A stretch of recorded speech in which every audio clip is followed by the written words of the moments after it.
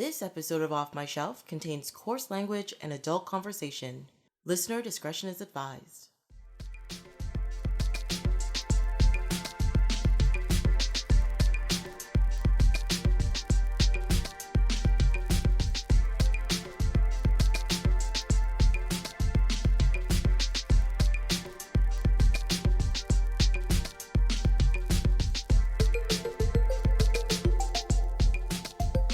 My name is Tracy James and welcome to Off My Shelf, a podcast about movies that are well off my shelf, where we go through my DVDs and talk about the movies in my collection. In this episode, we begin the 3-episode discussion of another epic sci-fi franchise, Star Wars! This week, Sarah Behl kicks it all off as we talk about Star Wars, the original trilogy. Welcome! Hello! Thank you for joining me today. I'm so happy to be here. I'm glad to still be in space with our discussions. Because originally you were supposed to be on our Star Trek episodes, and I was the only lady to defend my opinions amongst the men's. But they're a lovely guest. I can't actually complain about it. It was fun. If it's not fun unless there's conflict involved in space. Well, that's true. That is very true. But I mean, Star Trek is very passive, whereas Star Wars is very aggressive. What? The Borg are passive? The titles of the shows are passive. Doesn't one of those say conflict in it? Well, there's conflict in all of them. Okay, but title one. The title? Well, there's Nemesis. Yes, there we go. Yeah. That's not harmony by any measure. Not in any way. You know. The Romulans and the Remans and everything. Anyways, we're not here to talk about Star Trek because I will just go into a hole about it, okay? No. I did 6 whole episodes when there was only supposed to be 4, and I loved it.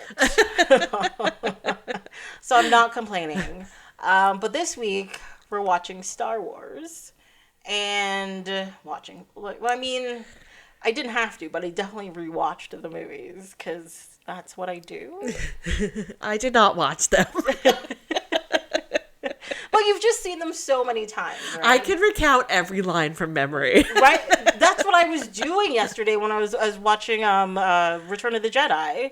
And I'm just sprouting off lines here and there, and I'm just like, yeah, I really didn't need to put this on, but I'm kind of happy I did. It's okay. Oh, it's a good quote along for sure. Yeah, I watch this trilogy maybe 3 times a year. Oh, yeah. That's when it's on TV. I've rebranded the December holiday season as the Star Wars time of year because I have a Darth Vader mask that I like to put on top of a tree. I like it. I thought it would be because of, the child? The Wookiee Life Day. Oh, Wookiee Life Day. The child. Also the child. Also the child, yes. There's so much, godness in there. Yeah. And it makes you happy, too. So, happy birthday. The music is like the John Williams, horns are very, Christmassy. Mm-hmm. Now that you've said that, I absolutely agree with you. Yeah, it's the holiday. That's the holiday. It's the Star Wars holiday. Not this May the 4th business. It's December all the way. All the way. You're it's twinkly snow. Stars coming out. Darth Vader. I believe this. These things go together. I get it. Yeah, I don't know. It was so funny when I was trying to schedule this episode. And I was like, oh my God, everybody I know is going to want to do this episode. And nobody wanted to do it. Well, besides you. Which is not a bad thing. Sorry. The way I said it made it sound like such a bad thing. I had to settle for you. No, that's not what it is. But I fully thought people... Because there are episodes people fight over because they all want to talk about certain movies. And I for sure thought this was going to be one of them because this is one of those, as I said, epic franchises that everybody has an opinion on. And nobody wanted to talk about these 3, but everybody wanted to talk about, the prequels or the sequels. Oh. Because they're mad at them. And they're like, I need to tell people stuff or make fun of them. Oh. But nobody wanted to talk about the original trilogy. Wow. What, haters gonna hate. Yes. Haters are definitely gonna hate. And I do have thoughts about the sequels and the prequels. Oh, yeah. And you're gonna get to those. Yeah. Yes, I am. But I feel like most people just like the original trilogy, and they're just like, it's not perfect, but they're like, it's fine. I mean, aside from sorry to bring back Star Trek again, but like aside from Star Trek, like what was the epic space thing of the time, right? Like Dune hadn't come out yet. It was only in the books. Correct. There were only books really on this matter, unless like I mean some cheesy sci-fi maybe. 2001: Space Odyssey, which was hated by critics and stuff originally. It was a complete failure, and then sort of became like a weird cult classic. Yeah, because Kubrick. And of course they had like Barbarella. Oh, I love Barbarella. Well, yeah. But caveat, I love Barbarella. But yeah, like cheesy B movie. Level stuff. Yeah. Sci-fi. Mm-hmm. And I guess that's like Logan's Run, like that kind of movie. That kind of thing, yeah. But Logan's Run was pretty good. Like it had like a... Oh, I love Logan. Yes. Planet of the Apes. Like, but I guess like nothing in like space travel. That's true. There's not a lot of like. I mean, they had. Oh my God, I'm gonna forget what that Leslie Nielsen movie was. Oh my God, no, I have to Airplane. No, this was when he was a serious actor. He was never a serious actor. The funny thing is, the first time I saw this movie, I didn't recognize him in it. And I was like, wait, why did the credits say Leslie Nielsen? That doesn't make any sense. Because he was young? Is that why? He was super young when he did it. It's actually a really famous sci-fi movie, which I'm really mad I can't remember the name of right now. That came out in like the 50s? Like the Body Snatchers or something like that? No, it's not Invasion of the Body Snatchers. I want that movie to be remade with drag queens. That's all I'm saying. Imagine everybody turns into a drag queen. Oh my God. Or no, like Snatch. Like. Oh, I got it. Okay. It took me a second. I'm real sorry. Oh my God. But it would be so good. It would be very good. It'd be very good. Forbidden Planet. Oh, Forbidden Planet. Yes. He is a serious... He was a serious actor. But I actually remember... Wait, is that Danger, Will Robinson? No. That's Lost in Space. Lost in Space. But this movie, I only saw this... I believe I saw this during the pandemic, so like 2020, 2021. Recently. So recently. Because somebody or some podcast I was listening to, they were talking about it, and I was like, this is like a well-known early sci-fi, really classic genre, space, but space adventure, not just like science on Earth, like them or. I mean, in fairness, it's more about one. Doesn't he get stranded on one planet? Like, there's not a lot of space travel. That's true. But they're on another planet, and they bump into the space travel part doesn't even happen in the movie. It's like he arrives on the planet, movie starts. Yeah. But it was good. Like, it was good. Really it was good. Like, it held up really well, even though half of it was them trying to kidnap some crazy scientist's daughter to get her off the planet. Yeah, love that. Yeah, because she was too pretty to stay there. So it was. She had the most ridiculous, little stupid skirts. It's so irritating. And apparently, she lived there with her father, and her father was just like, "Yes, this is how a young lady dresses." And you're just like, "Really? Okay." Weird. Sure. Isn't there a fun robot in that movie? There is. There's a cool robot in it. Yeah. Yes. Mm-hmm. I am. That's a good segue into Star Wars. I'm here for the fun robots. Oh my God. That's one thing I do love about Star Wars is actually one thing I like, and I've realized after watching all the Star Trek stuff, how horrible robots are treated in that world. Lost in Space? No, in Star Wars. Oh, sorry. Yes, everyone's super mean to them. Perpetually just disrespecting 3PO and R2-D2. That's why R2-D2 is so sweary. Yeah, he's very sassy. That's why he bleeps and bloops, because they would have had to bleep everything he actually says. All swear words. Yeah. Dirtiest mouth in the galaxy. Well, because it's like, okay, so you make these robots that have specific jobs, but clearly some of them have personalities, their own sense of self, and they can learn and progress and change. They have opinions. They have opinions. So they have a conscience, but you're treating them like they're a toaster or they're like your shoe, and you're just like, yeah, here, you have this, or like, let me just throw you down a shaft, or like, I'm just gonna blow you up and nobody's gonna care. And I'm like, why are you doing these? They're clearly sentient beings that you are just treating like garbage. Oh my gosh. Oh, fan theory. Maybe Star Wars is the prequel to Dune. Oh, no, Foundation. Because Foundation is the Robot Rebellion. Correct. And this life after the Robot Rebellion. So all the robots have been killed. But also, based on that, you didn't have to correct yourself, because watching Dune Prophecy, the beginning of that shows Robot Rebellion. It was Robot Rebellion. Yes. And I had never known why the society was. I was just like, oh, it's weird because it's 10,000 years in the future. But no, apparently Robot Rebellion. Robot Rebellion. Yes. We could see it. Yeah. I definitely, I could see that.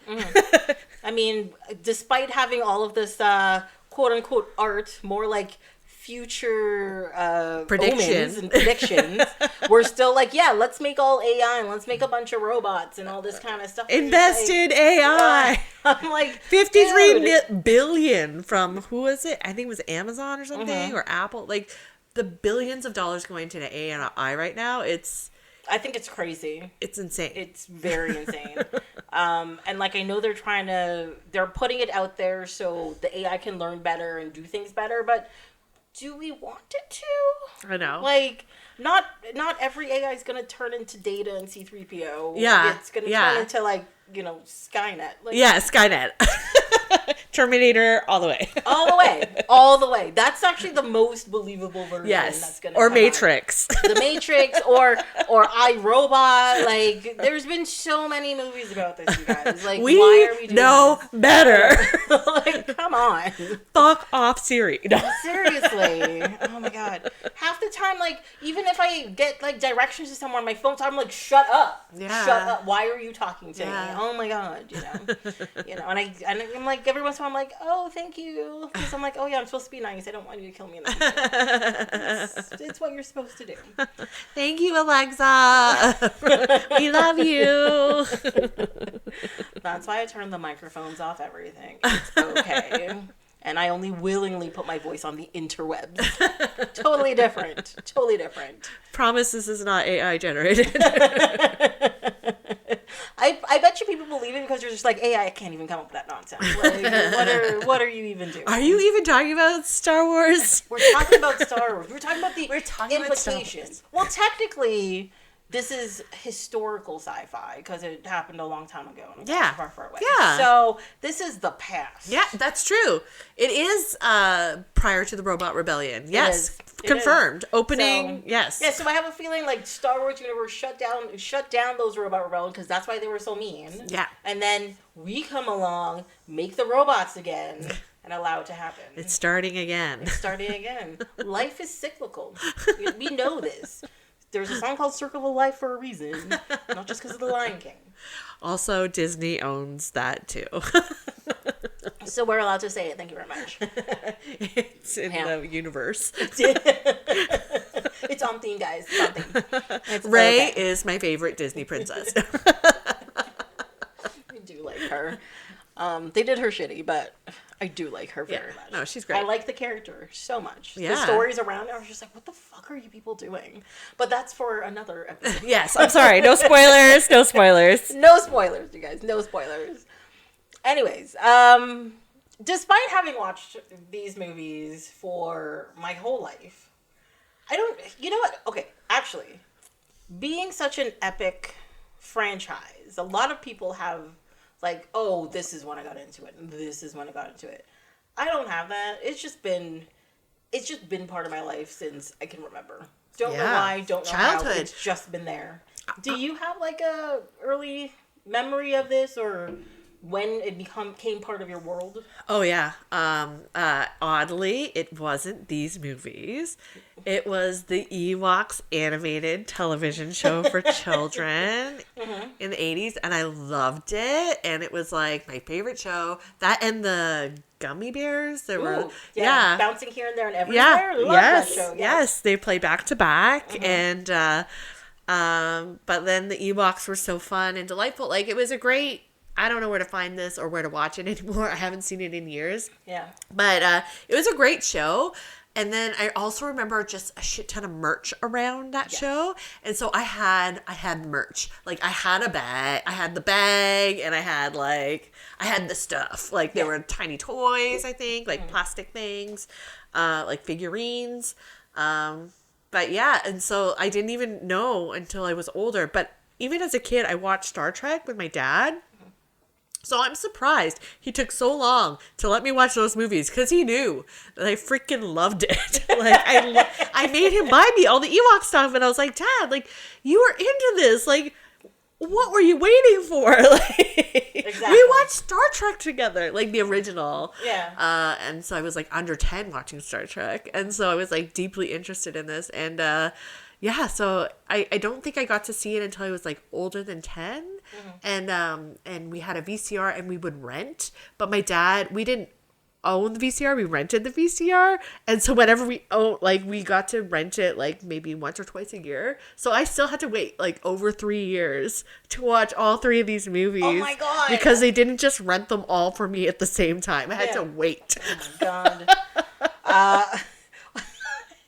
Brutal. But because of that like suspense, I'd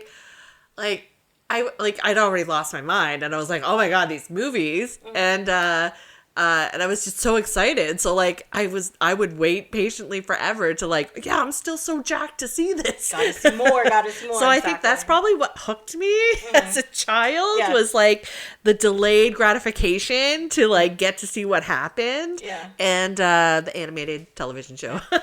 Yeah, the current generation never has to wait for anything anymore. So they don't understand the satisfaction of that. Immediate streaming. Exactly. All 14 hours. You're so lucky. The director's cut.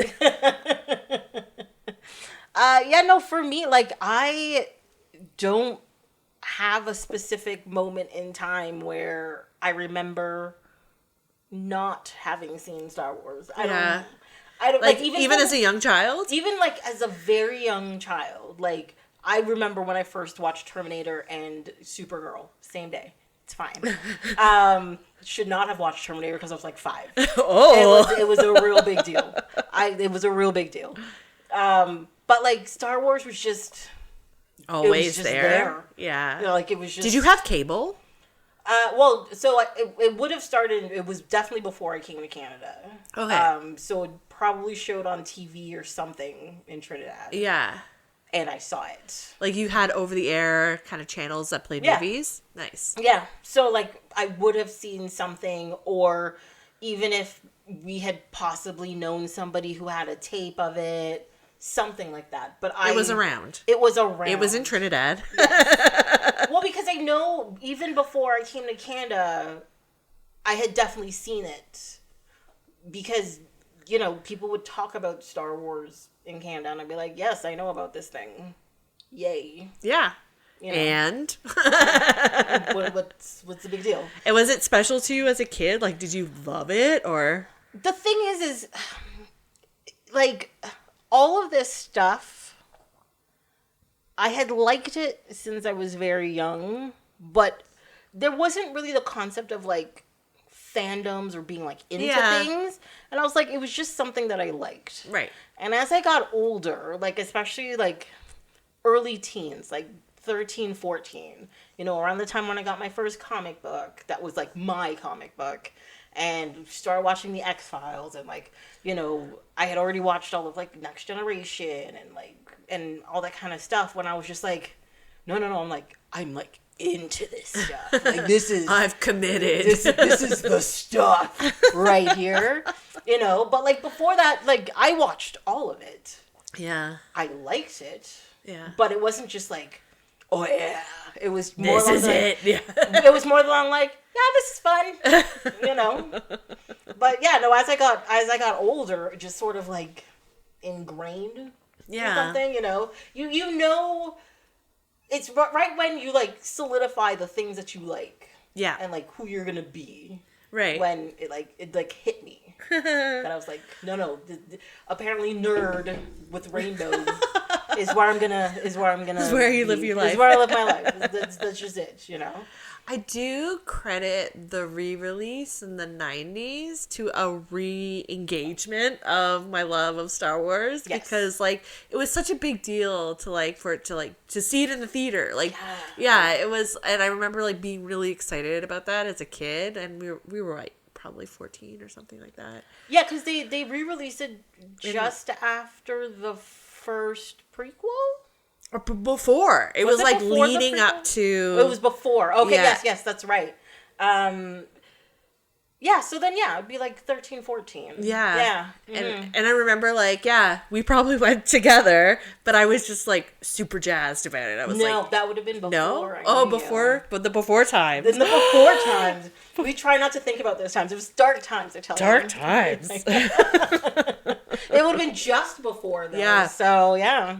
But yeah, I remember being like super reignited, like, because I think it for a while I thought it was like a childhood thing, and then I was like, whatever, I guess I can let this go.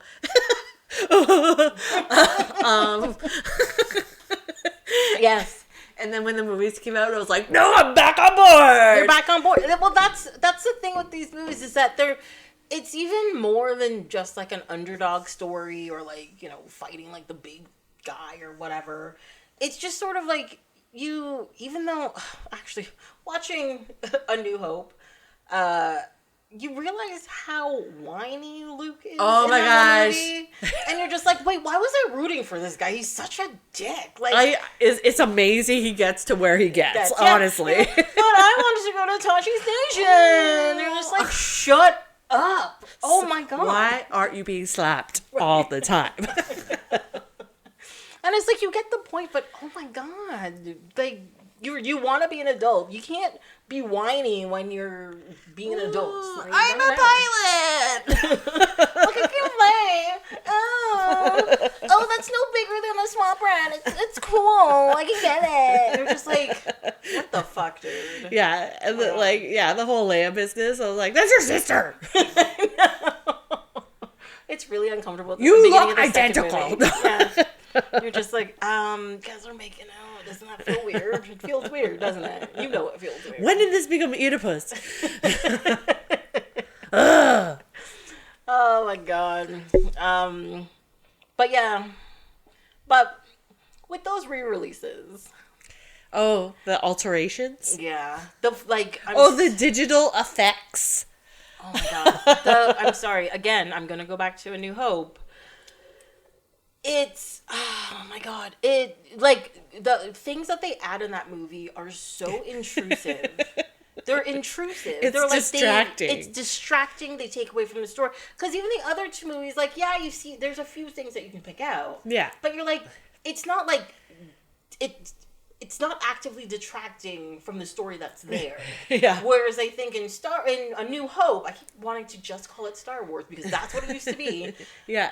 In A New Hope, it was like, for some reason they'd literally be up close to an animal that would just block out the whole screen, and you're just like, what is happening here? Yeah. Like, why is this here? Or there'd be like a guy doing acrobats in the background, and you're like, but why? What is happening here? And why is that stormtrooper falling off of a speeder going past them? Like, what is what is the point of this? It's not actually adding anything. Like, this is nonsense. And it was making me so mad. Yeah, I remember it being a big distraction. You're like, why did you mess with this? Like, yeah. It just, and rewatching it, like, I was getting upset about it. I was like, you have, so that's the version that you have? Unfortunately, that is the version that I have. Because it's the box set that they released. True. Yeah. Yeah. Right after. And for some reason, I remember this. For some reason, when I bought it, I had seen something that said that there was an Easter egg on the DVDs that shows the whole version of each movie on each DVD without those effects added. Oh. And I was like, what? And then I was trying to, like, Google it and all this kind of stuff. Well, Google didn't exist back then. But I was trying to Google it now, and I couldn't find any information on it. And I was like, if I could find the extra edited version, and I could watch those, the less I would bloaty love it. one. Yes. Why so many more explosions? Like, why were those the effects? I don't know. They're just like, here, we're just gonna make this look like everywhere looks like fireworks. Yeah. It's fine. We're gonna make this happen. I was like, no, stop. I don't like it. Stop this. And I know, like, some of the effects were there to make some of the scenes look less barren, but to be honest, I think the scenes are supposed to be barren because it's space. It's space. Like, yes, there are certain areas where there's clusters of things together, but it's space. It's supposed to vast. be. Yeah, that's the whole point. Yeah. But whatever. I think people are generally uncomfortable with the concept of space, which is why it's so infrequently discussed in our current times. Yeah. Well, I also think people can't properly fathom the concept of space. It's like telling somebody, like, 3 quadrillion. You're just like, I know that's a big number, but I can't fathom the size of that number. Oh, yeah. Or even, I think it makes people feel uncomfortable because they often, like, I was talking to a science teacher at work and I was just talking about, like, Mars is visible in the sky right now. It's right next to the moon. Like, it's so cool. And she was uncomfortable talking to me about that. And I'm like, you're a science teacher. Wait, so what do you mean she was uncomfortable? Like, she was, like, trying to change the topic and, like, wouldn't engage with me on that. It was just it was clear to me that I was making her uncomfortable. Really? Yes. That seems like a really weird topic to get uncomfortable about. Oh my god, maybe this is like a Men in Black thing and she's actually from Mars. And she's like, oh my god, maybe she knows. That's why she's telling me this. I'm like, maybe she's a robot. She's a robot. Oh my god. We didn't even talk about Blade Runner yet. Oh my god, no. That's right, we haven't talked about that yet. But there's no space involved in Blade Runner. Except for the rich people are off-worlds. So, like, that's the space part, I guess. That's the space part. Yeah. But we never go there. Yeah, it's not interesting. Yeah. It's the want to go there, but we never go there. Yeah. But yeah, so there's the idea of space travel in it. So I guess that counts. I mean, since Star Wars happened, like, honestly, if Star Wars didn't happen, we would not have gotten the first Star Trek movie. So I'll give it that. Yeah. Or I think the depth of sci-fi space stuff that we have now, right? Like, because people really responded to this franchise and everything about it, and even now with all of the spin-off and all of the things, like, people are into it, and I'm glad because I'm also really into it. Yeah, and I think this goes back to what we said earlier, was like, before sci-fi was considered like B-movie level, people weren't putting money into it. Like, the ideas were there, but no money was putting into it. Not good actors weren't, quote-unquote good actors weren't doing it. Right. But like, when you do a movie like Star Wars, where it was clearly a lot of money, and they're like, no, we want to do like something like legitimately good. Yeah. And it made money, and then they're like, okay, yeah, we're allowed to do this now. I mean, didn't it even take to like Jodie Foster to like win an Academy Award for her Contact? Mm-hmm. Like, that was like, wasn't that one of the first, I'm sure, major Hollywood recognition of like space sci-fi movie? And also it was a movie that was led by a woman.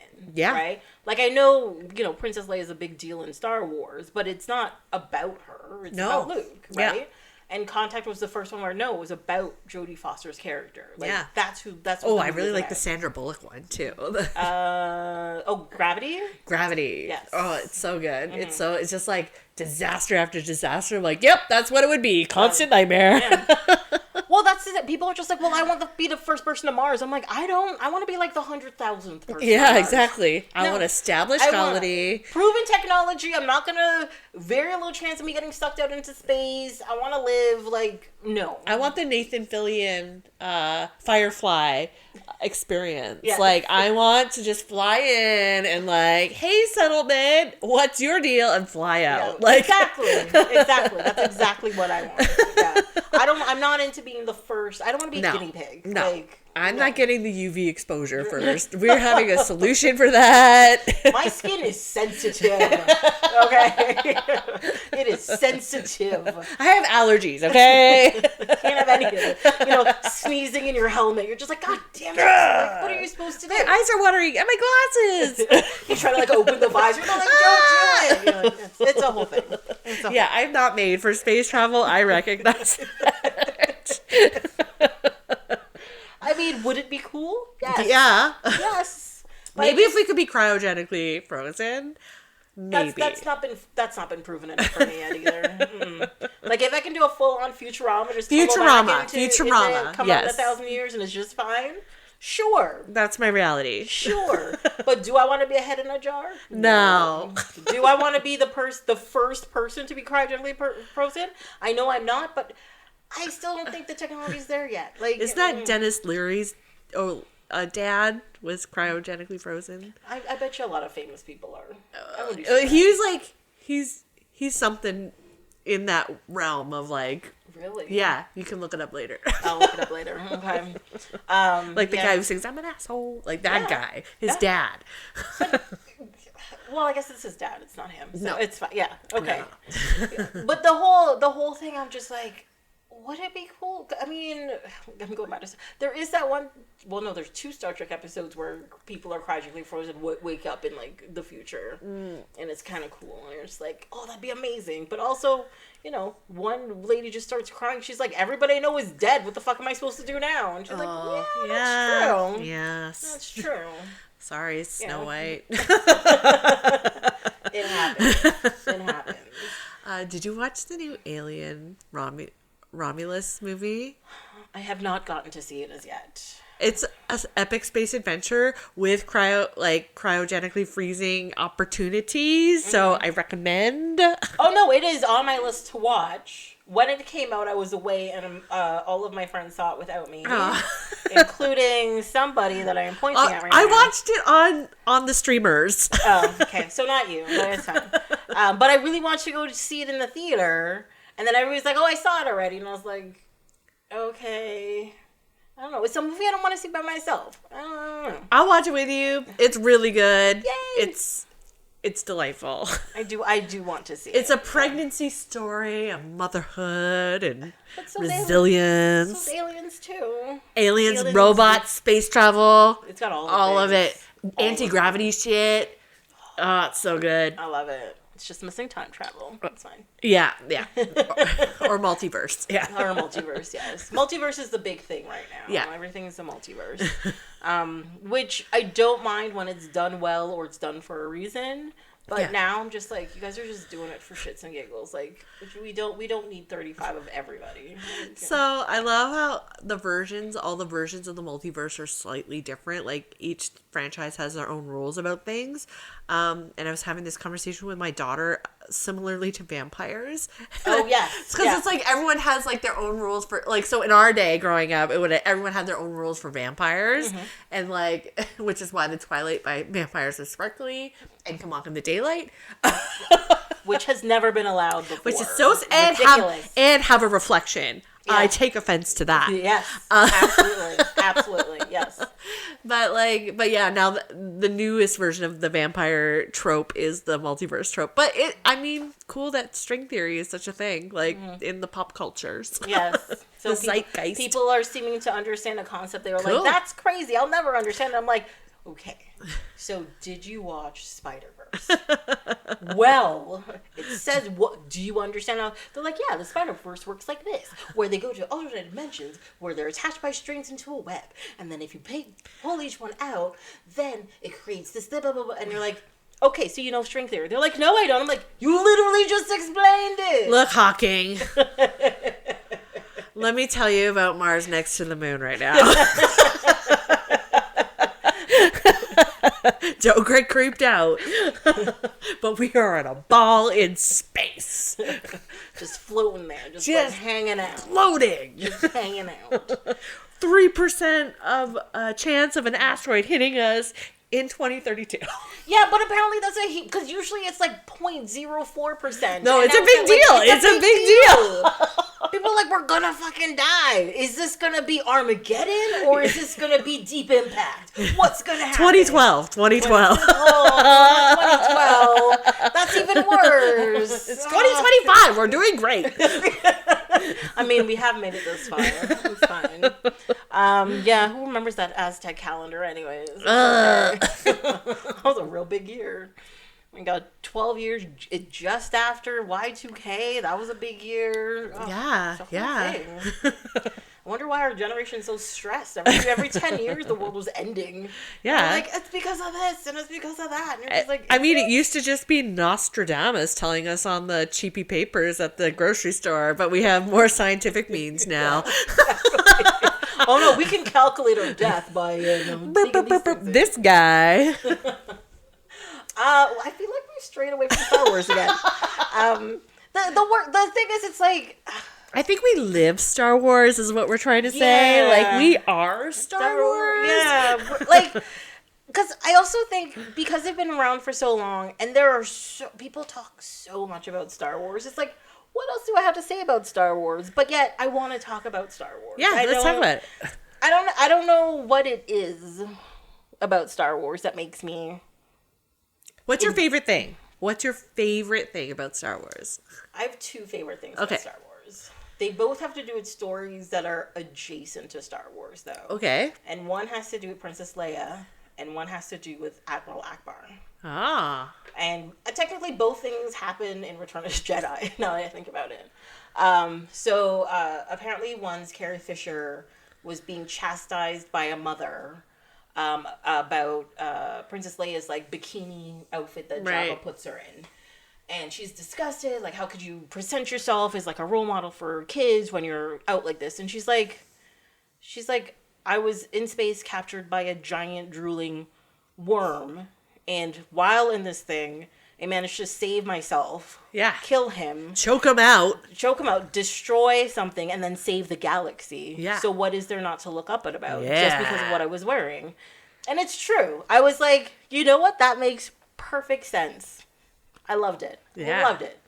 The second story is about Admiral Akbar. So apparently they wanted to change him because they're like, this character is too ugly. Like, it's just too ugly to be on screen, and they like really wanted to change it. The director was like, no, we are keeping it because kids need to know that not everything that's good is quote unquote beautiful. That's great. Yeah. I think the reason why Star Wars is one of my favorite space franchises is because it depicts creatures in space that are not human. And I love that because in so many things, like even to Dune or to Foundation, like it's humans in the galaxy, right? Like there's no other like creatures or types of like existences. So I love that diversity. And even I guess Star Trek too, because Star Trek had other types of. Well, they more showed up in like the animated shows and stuff, but because, you know, the makeup is hard to do. Yeah. But yeah, no, like if you watch even like Lower Decks or you watch the original series animated series, you watch those episodes, there are so many more like aliens that are not just humanoids walking around in it and like they're interacting with, because the galaxy is bigger and you can find, and the layers of like existence in the worlds, and how things can like evolve in different ways and all this kind of stuff.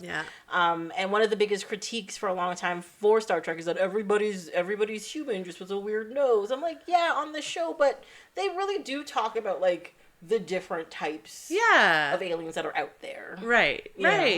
But Star Wars was better at actually depicting it on with the practical effects that it used. Yes.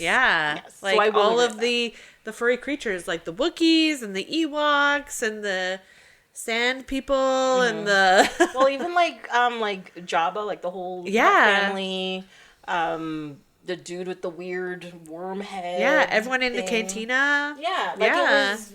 It was interesting just to see, like, you had people different. When I say different skin colors, I don't mean like brown and beige. I mean like green, blue and green and purple and all sorts of stuff, right? Like legit colored people. I don't Yeah. know. Is that allowed? Colors. Colors people. I don't know. Yeah, no, they did do a really good job actually depicting how like the diversity of something, especially in a quote unquote galaxy far, far away, you would think things would evolve very different than here. They have an intersectionality in their universe that Correct. allows other entities to happen. Exactly, right? So yeah, no, it's very cool that they do that. And especially like or even the Rancor, right? Like that's so cool. the Rancor is very cool. Oh my god. I love the whole Rancor storyline in The Mandalorian so very much. It was deeply satisfying to me. The Rancor thing was the second half of Boba Fett, which is technically Mandalorian 2.5. Okay. Oh, I'm sorry. Just saying. Well, because it's true. The Rancor shows up, and then the Mandalorian shows up, and then it got good, and you're like, yes, okay. it was. Yes, it was. So I only feel because it wasn't it the Mandalorian riding the Rancor? Like, no, I think it's Boba Fett. was it Boba Fett? I can't even remember. I just focused on the Rancor. Yeah. Well, and this is the thing. It's like the Mandalorian, excellent show. Oh, Excellent. I loved it. Yeah. Then they did Boba Fett, and you're just like, Meh. why are they doing Boba Fett? But also, sure, let's look at Boba Fett. Yeah. But the first half of the season, he doesn't do anything. And then, it was more like, let's make the universe bigger. Let's introduce some more people. Some stuff, like, here's people we're talking to. You're just like, that's nice, but what for? What are we doing? Why? Here's And some then more exposition. The Mandalorian shows up, and then he actually does stuff, and you're like, oh, now it's good. So, yeah, Mandalorian It did take I think that's why I haven't watched the most recent Star Wars thing, because it's like, I don't know, I wasn't able... I watched Ahsoka, and it took me a really long time to get into it, even though I loved it. Mm-hmm. I did not like it that much. I really, really wanted to, but I was like... I loved it. Yeah. I enjoyed it. I mean, it met my expectations. Okay. So. Yeah. It was fun. What the hell was that? Lightning? Lightning. Oh my god, it is. Shit. Okay. The gods are angry that you like Apparently. Ahsoka. It's the spirits of They're Rosario like, how Dawson. dare she? Rosario is a gift.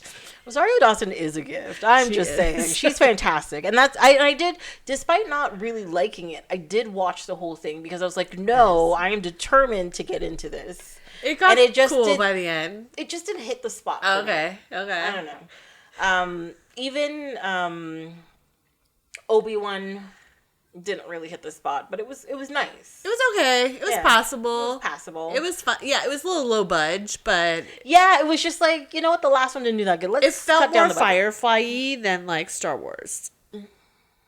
You know what? Yeah. Now that you said it, yes, I will agree with that. Yeah. Like Nathan Fillion was gonna fly in any moment. He was probably like some alien in an alien costume, and he didn't recognize his voice. That's what he likes to do with stuff. I don't know. It's the whole thing.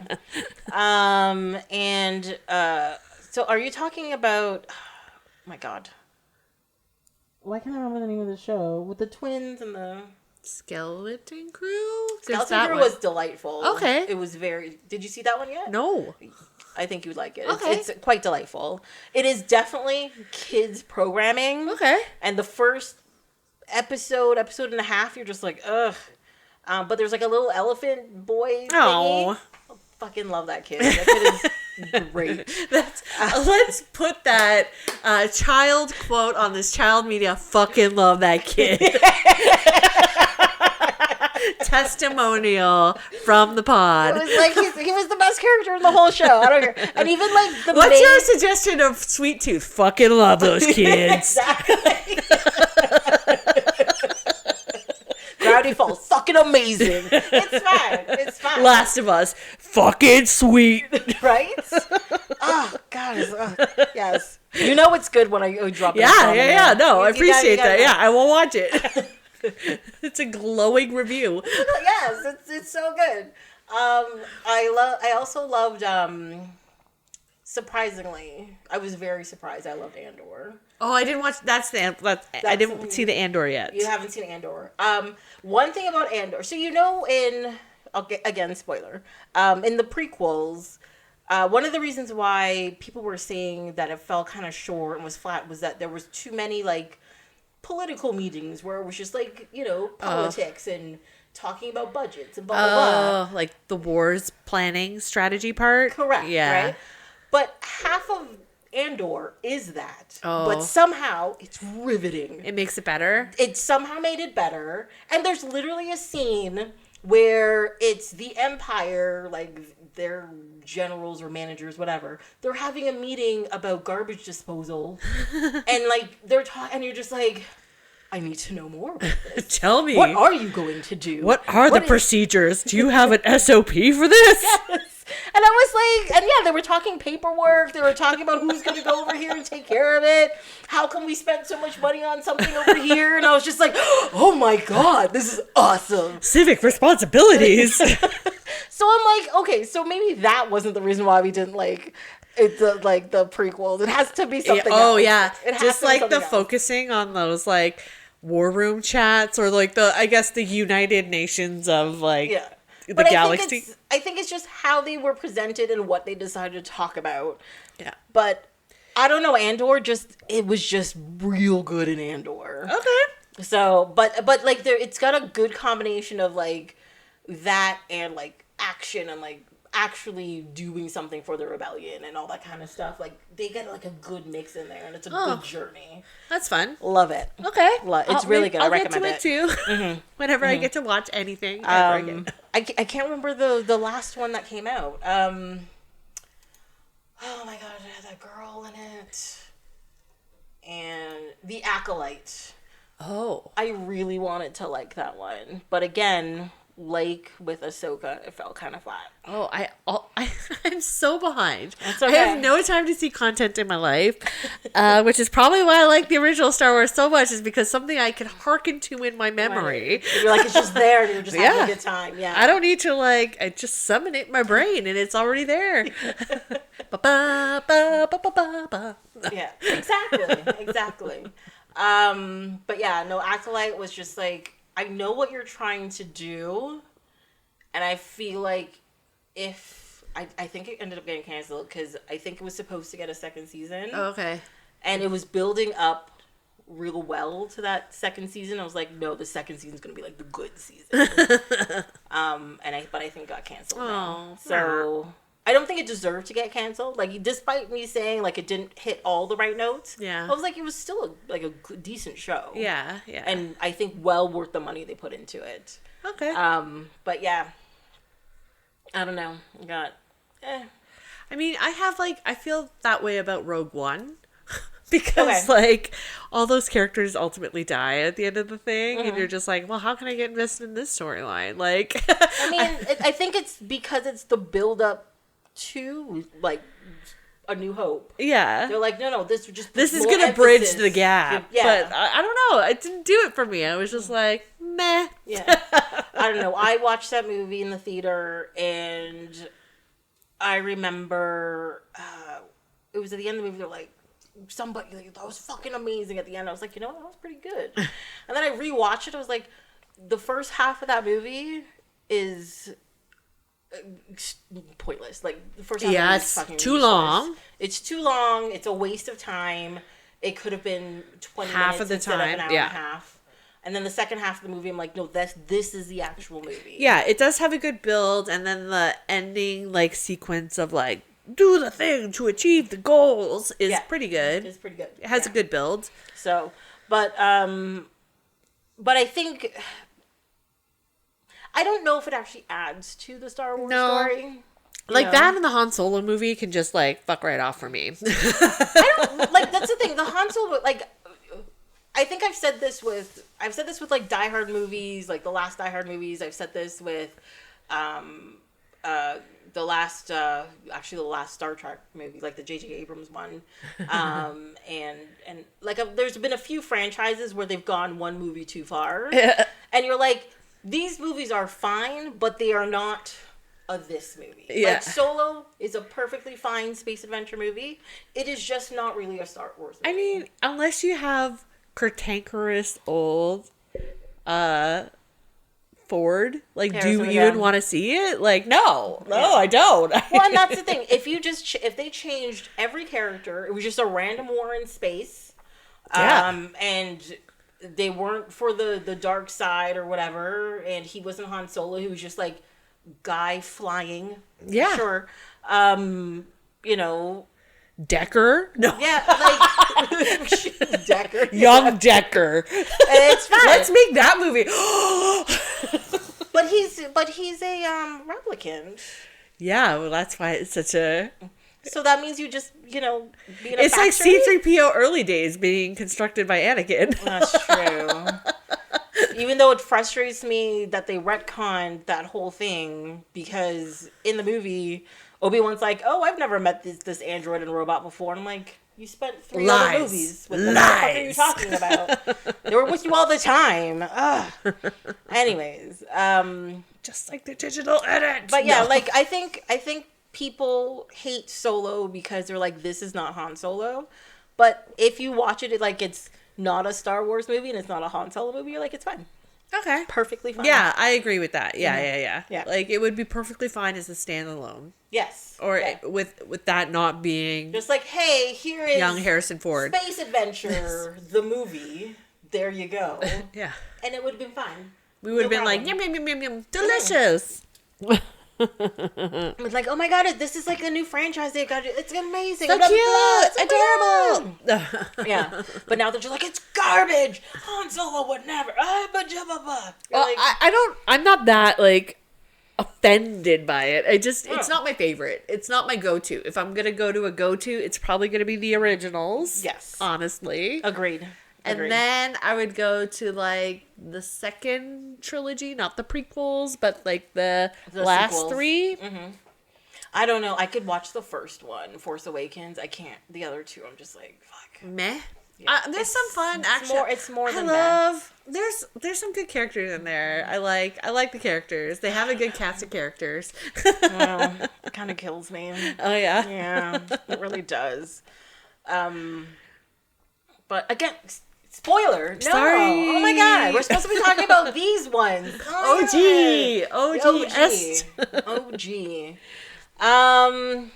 Let's see. I'm looking at my very short notes, and 3 of them are about the special effects. My 4th note is Luke Skywalker's whiny, so I don't know if that's helping. Yeah, no, because there's a scene. So with the special effects, so when you first meet Jabba the Hutt, he's just a dude. Yeah. Right? And then you see, Han Solo, like, talking to him, whatever, and they're at the hangar, and he, like, walks around him, whatever. But with the edits, he's, like, quote-unquote skinny Jabba. Like, I don't know. He looks the man. But he's, but he's all, like, lizard man-y looking, right? And so, but there's a scene where Harrison Ford is supposed to walk behind him, but because he has a tail, it's very clear they, like, just cut him out and just, like, shifted him up and then shifted him back down. And I'm just like, oh, it looks so bad. Like, it looks so, like, I know they were conscious of the continuity that, oh, he can't walk in a straight line because he's got a tail, whatever. I get it, but it looks so bad. It just takes you out of it every time. Me right out of. I'm just like, well, he's clearly not there, and you can see like the they try to, like, blur the edges around Han Solo to make it be like, oh no, he's really doing this. And you're like, he's not. He's clearly not. He's not there, One of the upsetting things about the movies, so, like, the bad guys, the Imperial whatevers, are, I remember even thinking this as a child, like, I'm like, why are they all British? And, like, just being so distracted by the fact that they all had British accents. And I was like, and I just thought, like, are they just, like, warning us about the British system? Like, this is what I thought about as a little kid. like, is this colonialism? You are a deep child. Very very deep tribes. Well, like Star Trek made those kinds of like references too, though, right? Mm-hmm. Like they like so I think that was like in the Star family Mm-hmm. or the sci-fi worlds was like accents were important, and so those were like key indicators into like motives and like what people were gonna do later in the movie. And so like I credit that movie with like, yeah, British people are bad. They're the bad guys. Like to this day, if I see a British person coming into the scene, I'm like, oh, there's the bad guy. Yeah. But I feel like that's too, it's based in, North American stigma. And I think, I think that's why your brain would automatically go back. It's because of colonialism. Because, the British people were always the bad guy in the story of colonialism. Yeah. So, it's the fear of them coming back to quote unquote take back America and all that kind of stuff, right? So I believe it. Yeah, for sure. Yeah, that's where I got that bias from was thanks Star Wars. It's art imitating life. Yeah, that's what it is. Yeah. But I think the real reason wasn't it is because it was cheap for them to film it there. Well, they filmed what part in Tunisia and they did film it in England. Yeah, they did. So they hired all of the non-essentials locally. Yeah, and all the stars were American. Yeah, that's true. Yeah. So it was just they're like, I mean, are we saying something? Maybe, but really, we're just saving ourselves some money. Oh yeah, totally. Like we're trying to do this on the budge. One thing at the end of the movie, I don't know why I've never thought about this before, but it's kind of ridiculous now that I think about it. So when we first get on the Death Star, they blow up Alderaan. They just walk up, blows up the whole planet, right? Now, at the end, when they find the Rebel base on, I cannot remember what planet it is, because for some reason right now, the Death Star where the Ewoks live? No, that's the third movie. Okay. No, we're talking about number 2? No, we're talking about number 1. Okay. A New Hope, but at the end of the movie, because right, Death Star, yes, right. And so the Death Star gets to the planet where the Rebel base is, and it's waiting until the Rebel base is what did they say? Is in range, as in like it could blow it up directly, right?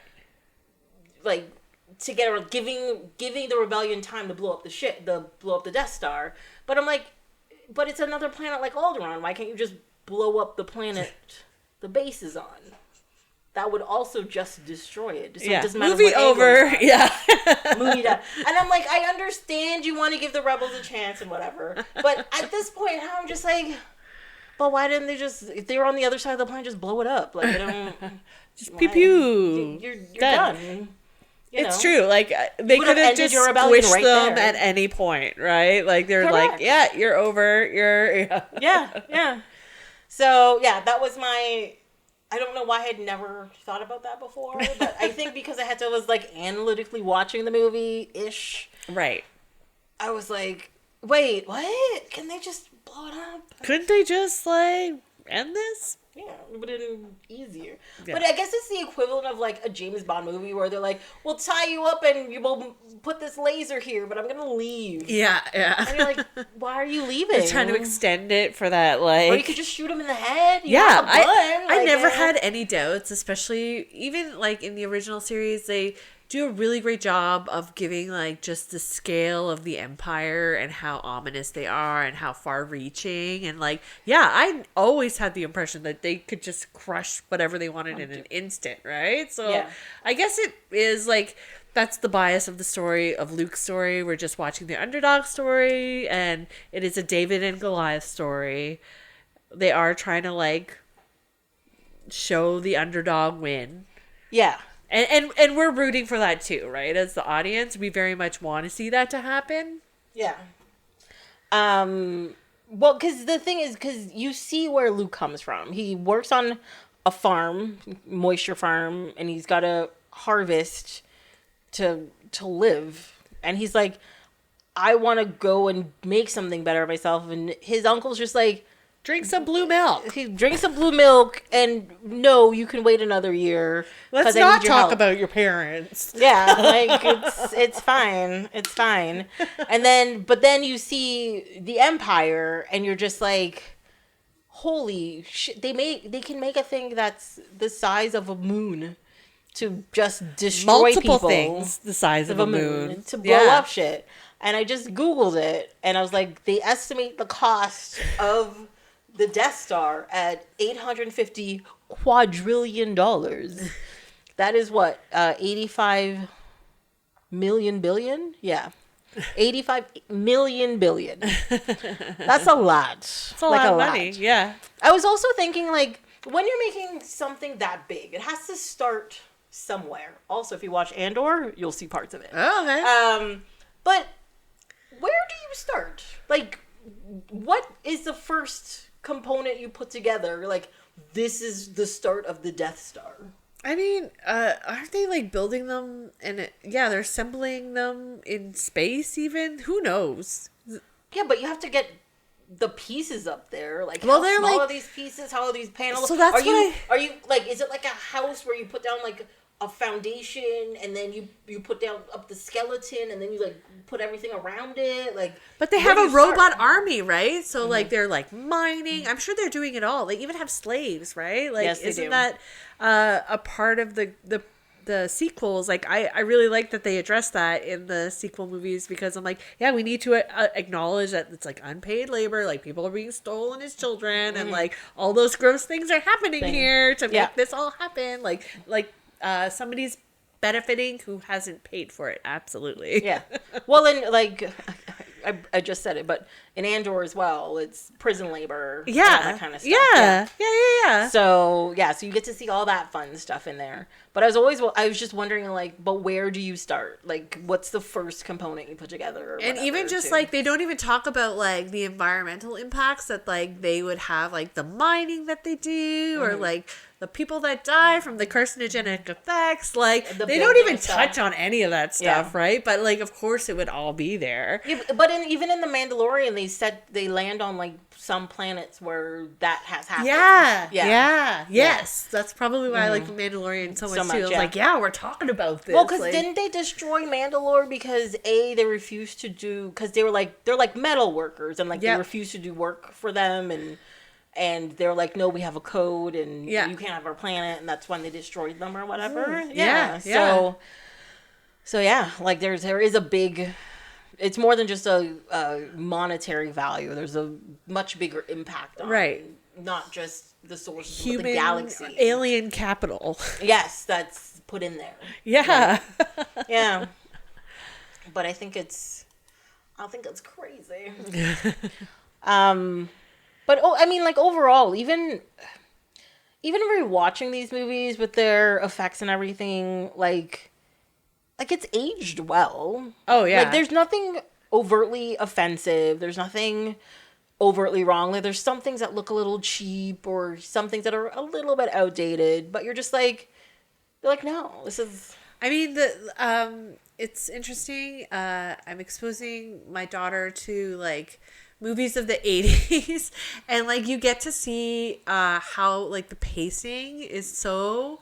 different that but Star Wars, it's not like it's pretty driving, like it's like swipe scene. There were some like cheesy swipes. I kind of liked that, but it was sci-fi, right? Like, it was very like otherworldly.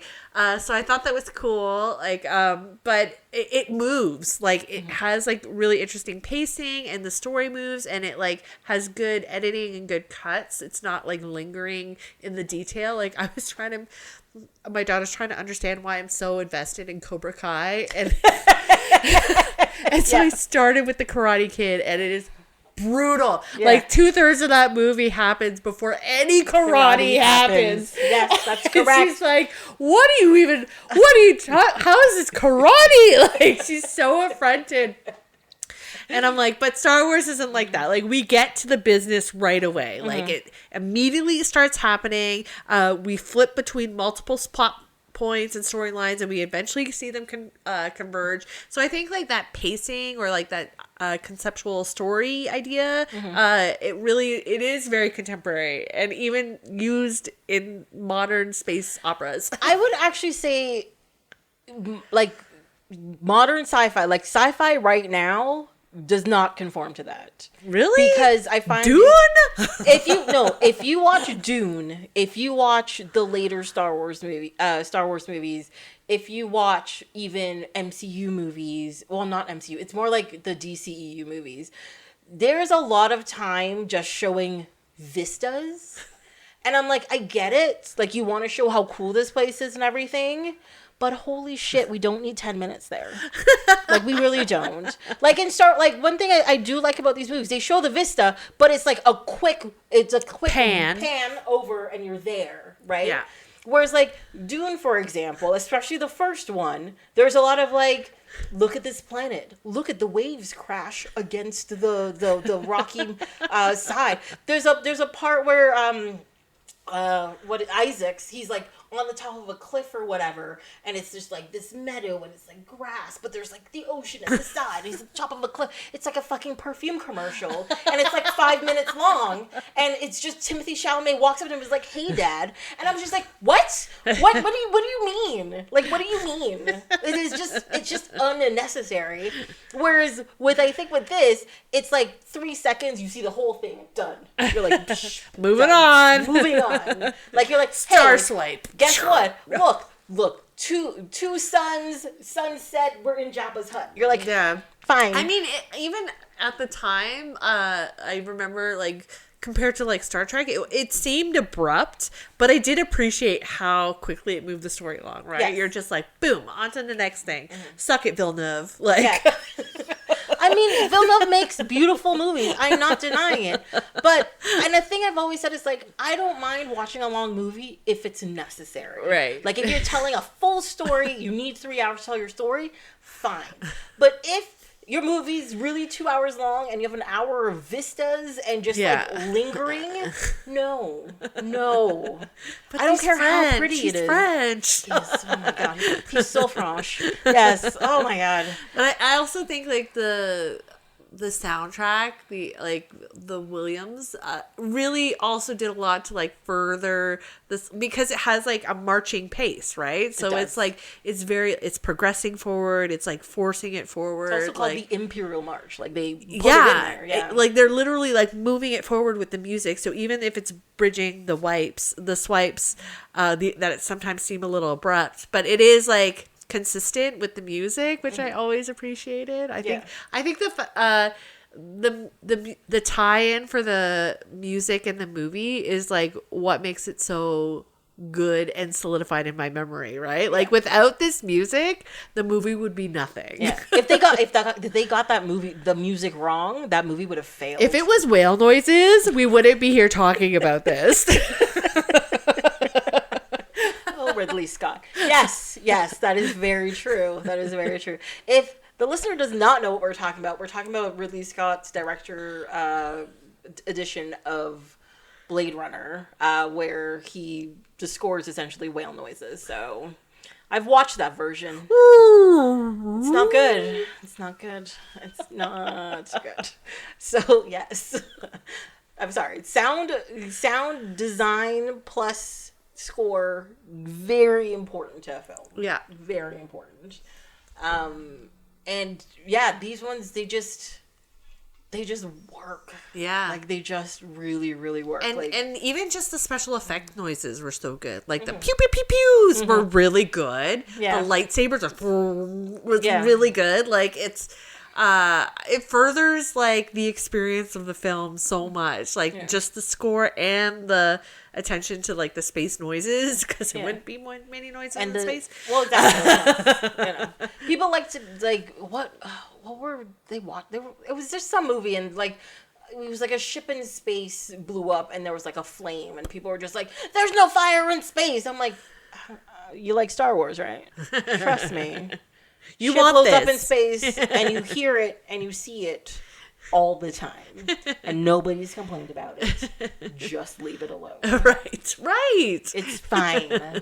There's a whole scene where like one of the ships is falling. It's literally on fire in space, crashing, and it's just like, and it crashes into the surface of the Death Star. And you're like, there's a sound of like, yes, and you're like, no, but also amazing. Yes, you like, want this. You want this. It's fine. It's fine. I'm not you gonna... want the 800 quadrillion billion thing to have an impressive end. Exactly. It costs so much. You have to, it has to, if it's that big and costs that much, it has to have like a very epic destruction. Yes. That's how it has to be. So it's fine. It's fine. Can we talk about the battle scene on Hoth in Empire Strikes Back? Yeah. I love that scene.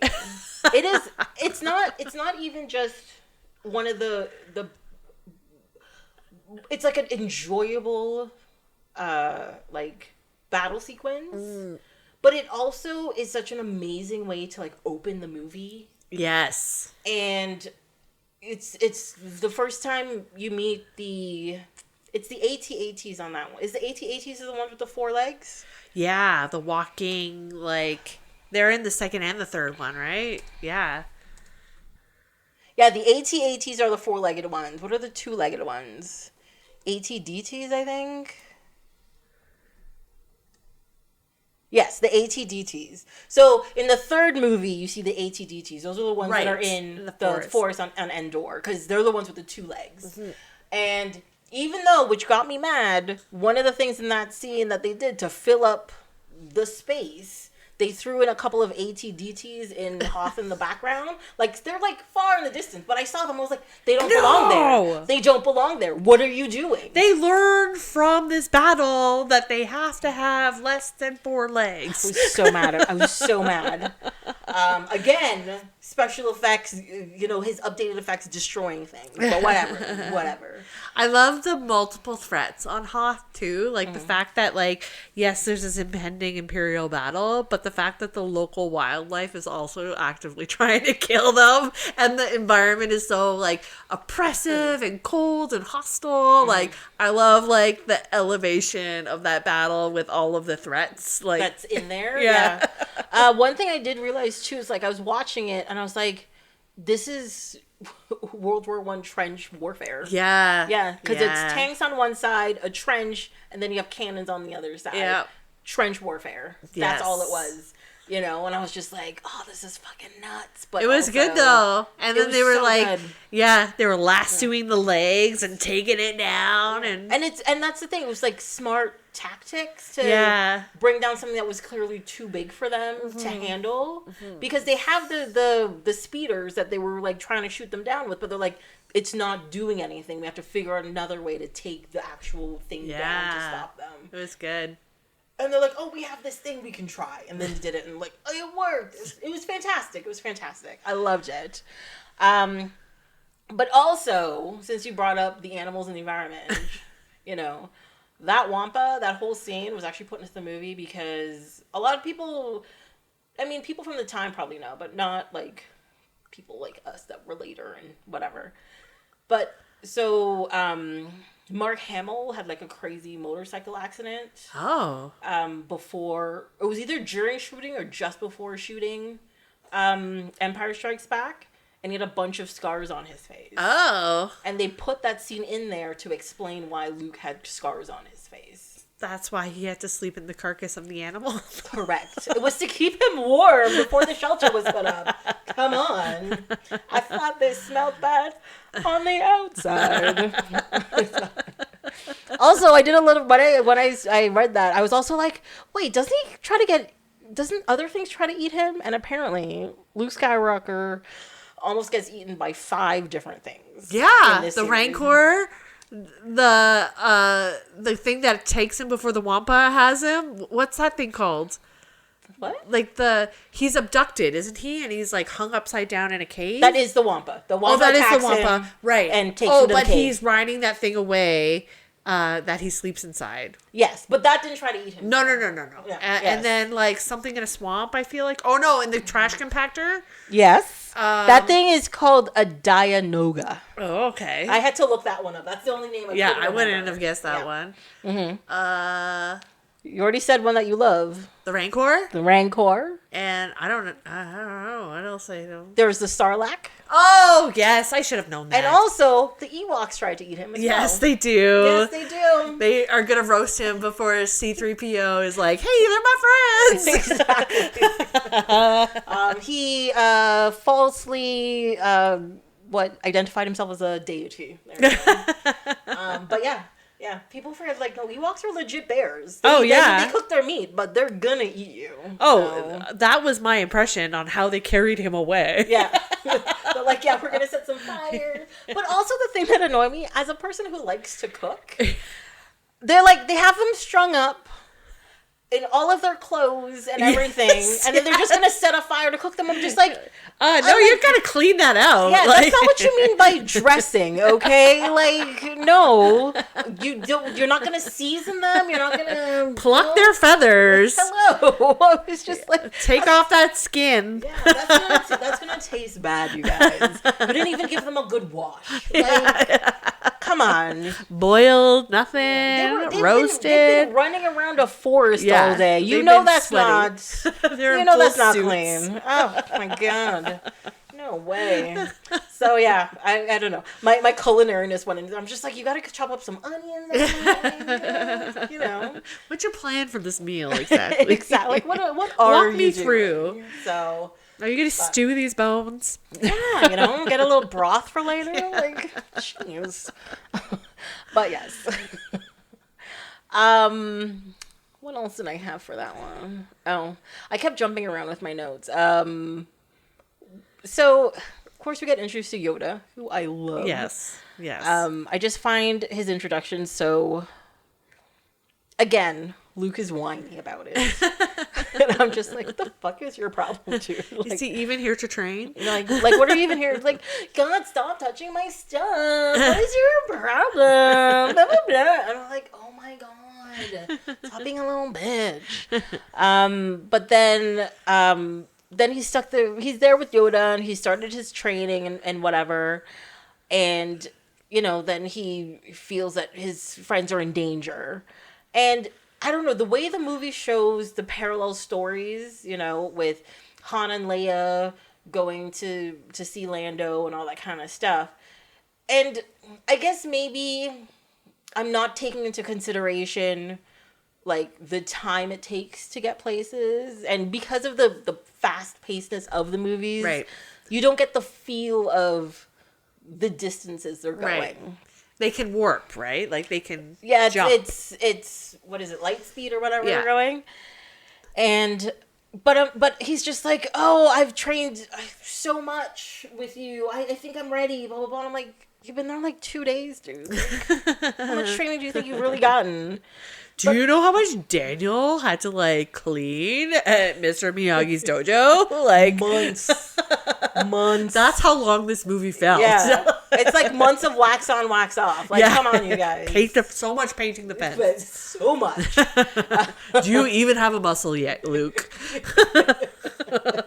I don't know. He was doing that running with the backflip. Oh, yeah. On his back. And I was like, when the fuck did you learn how to do that? Like, oh my God. It was crazy. Straight to the cave. Yeah.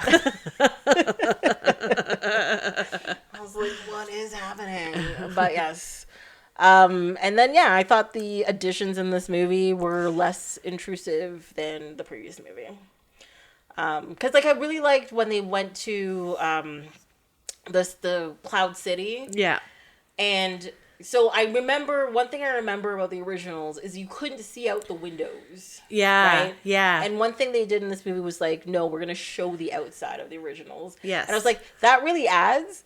But also when you look out the windows, you're just like, it doesn't match. Like, it doesn't. The scale? It's not just the scale, but it's like the designs of like the other things outside. Right. Doesn't seem to match the interior. Yeah, like because the outside is slick. Yeah, yeah, it's all very rounded. Right. Whereas the interior of everything is very angular. Yeah, and you're just like, why wouldn't you make it more angular. Yeah, this should have a more 70s motif exterior vibe. Yes. I actually think that. I know it sounds cheesy, but yes, I feel like that would have made it better. It should have been like what they call that, the forest green and the oranges. Yes. You gotta have like a bit of wood panel on it, you know? You gotta have that weird mustard yellow something. Some ashtray type motif. Just have some lady in a corner just like chain smoking. Like you have to have these some things. kind of gelatin salad. Why was everything in Jello in the 70s? I don't know. They're just like, hey. I don't think they ate. They were just smoking so much. They're like, we can't taste it anyways. Sure. Food Like, has no taste. It was more of a like a sensory experience than like a nutritional / delicious experience. You know, they're like, oh no, I like this soft chew. It's great. Whatever. They were getting all their sustenance from their vodka.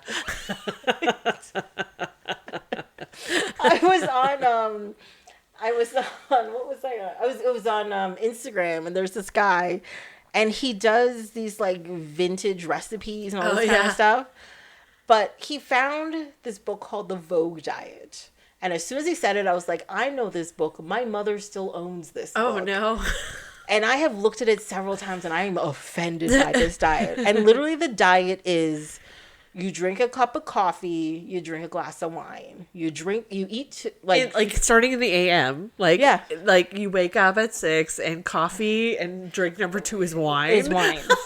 And then, no, it's essentially 3 glasses of wine, 2 eggs, and a small steak for the whole day. Oh. Like a 6-ounce steak, like a round that you cook. So only protein, no fiber. Yes, and wine. And so much alcohol. Yes.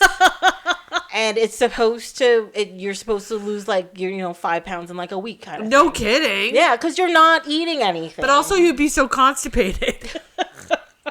I was just like, what? And so the guy did it. He only got through one day. Yeah. And he was like, I feel like garbage, but I lost that 1 pound. No kidding. And he's like, but I'm not doing this anymore. And I'm like, yeah, because it's horrible. Yeah. What? But like the book itself, like he didn't say this, but the book itself does have things like exercises and yoga poses and all this kind of stuff. And if you follow the diet, you're also supposed to do those exercises while on this non-existent food. Oh my god, thing. it's so wild. And I'm just like, what is wrong with people? Oh my god. My mom still buys like these trashy grocery store magazines, like Women's World or some bullshit. And it's always like, lose 50 pounds. Here's a cake you can make. And I'm just like, oh, this is how you keep yourself in business, huh? Keep selling the idea of weight loss. Meanwhile, feeding them cake. Yes. You're like, here's how you get fat, but here's how you don't show it. But it's just like, it's so confounding because I'm like, honestly, like the people buying these magazines, I'm not like, how does this cake that you've just made with 14 pounds of whipped cream serving your... With like 12 sticks of butter. Yeah. How is this serving your ultimate... Like, and you have this idea of weight loss? But the weight loss is you can make the cake. You can't eat the cake. Right? Because those magazines are still about, you have to take care of your family, which is a good thing. But you can't participate in the good things that you have done for your family. So you're like, I don't understand. I don't get it. Because you're going to a party and you're bringing a cake and you don't get to eat that cake, your life sucks. Exactly. Oh my god. Oh my god. Yes, I don't have to have my cake. I just want to eat the cake. Just leave me alone. You made the cake. I showed up and I'm eating it. Exactly. I'm like, hi, here. Thank you for my cake. Cut out a slice, take the rest of the cake, and leave the slice for them. This part's for me. I put in all the work. I deserve it. It's fine. And the cost of butter these days, shit, that's right? A cake. God damn. Even just like sugar and like flour and stuff, it's so expensive. Everything. Oh my god. This economy. The future Star Wars. The future of Star Wars. So if we're just gonna like rebrand it to Space Conflict grocery stores. Soon people are just gonna be fighting in the grocery store all the time. It's gonna be a whole thing. Yeah.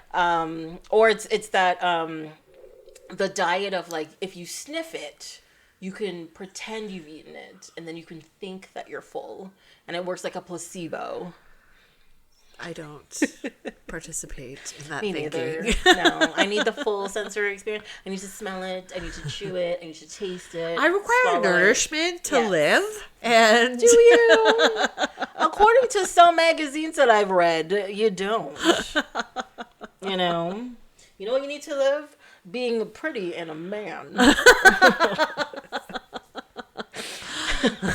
Oh my god, we're away from Star Wars again. That's fine. That's what all this movie's all about, though. It's about the pretty men. Mm-hmm. And a pretty lady. And some pretty cool robots. One lady. Yeah. One. Actually, there's 2 ladies in all 3 of these movies.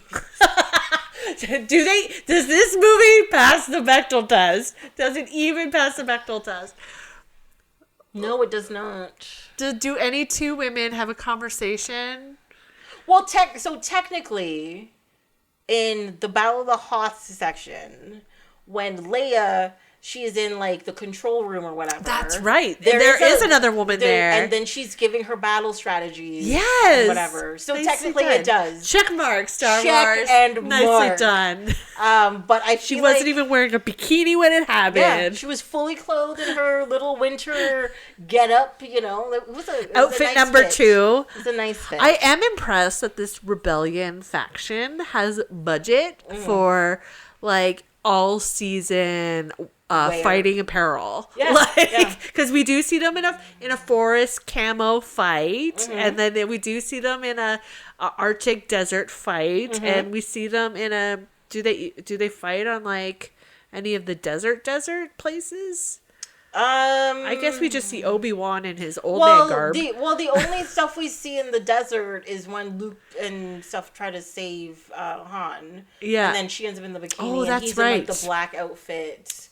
And Han's They all, have like, generic wear for that. Yes. They have, her in her cool. And they have their flying fighting gear. So They do, yeah. external space fight. So that's at least 4 different outfits. Yeah. And the thing is, they didn't show like any shops. They didn't show a seamstress. You're like, where is this stuff coming from? I know. I don't know. There's probably like a section of Giant wardrobes. Yeah, they probably have. So you know how they have a medical frigate? They probably have a fashion frigate. Yeah. That's all they do is they just make the uniforms. Yes. That's it. Yes. I'm down for it. And the Imperial uniforms too. They had so many. So many. Like I know it was like a joke or whatever when I saw this on Robot Chicken, but like of course it's a joke. It's called Robot Chicken. But they were like following like a janitor on the Death Star when it blew up, and he was like talking to like his wife. He was like, I took this job for you, honey, blah blah blah blah. And then the thing blows up. I'm like, that's true. They must have so many like janitors and like cooks and all that kind of stuff up there just to keep the place running. And then it gets blown up, and you're just like, the fuck, dude? I went to culinary school for 6 years for this bullshit. I thought I had a good gig. I'm like, who's gonna blow up a moon-sized place? Who the fuck knows? And then done. Oh my god. One of my favorite SNL skits is the Kylo Ren as undercover boss. It's so good. It's so good. And they do it twice, I think. They and do. it is each time just delightful. It's so deeply satisfying. Yeah. You're just like, oh yes, this is exactly how you would be. But like, yeah, it shows like, what's going on in the mess hall or whatever, and the regular people working on the different. It's so good. It does show that level of employees and not just the upper echelon. You know what they should have? They should have a lower decks. No, not even a lower decks. An Under Siege Star Wars movie. Have you seen Under Siege? No. Okay. So it stars Steven Seagal. Oh, I saw. Yes, I've seen this. Yes. So he's like the chef on a ship. Yes. Like in submarine, isn't it? It's no. No. It's yes. an aircraft carrier. Yes. And Tommy Lee Jones is the bad guy. Yes. He takes over the ship.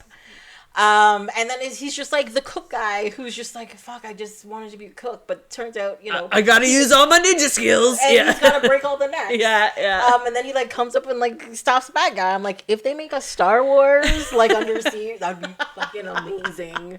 Imagine like the rebellion takes over like a Star Cruiser or something. Oh yeah. And it's just like the cook in the back who's like, God damn it. Oh like, my god, goes out you know and kills who everybody. it would be? It would be that guy that's like, he was in, I think he wasn't in Rogue One. He was one of the two like Oh, and he's also in the MCU, and he can do the portal thing. Are you talking about Wong? Yes.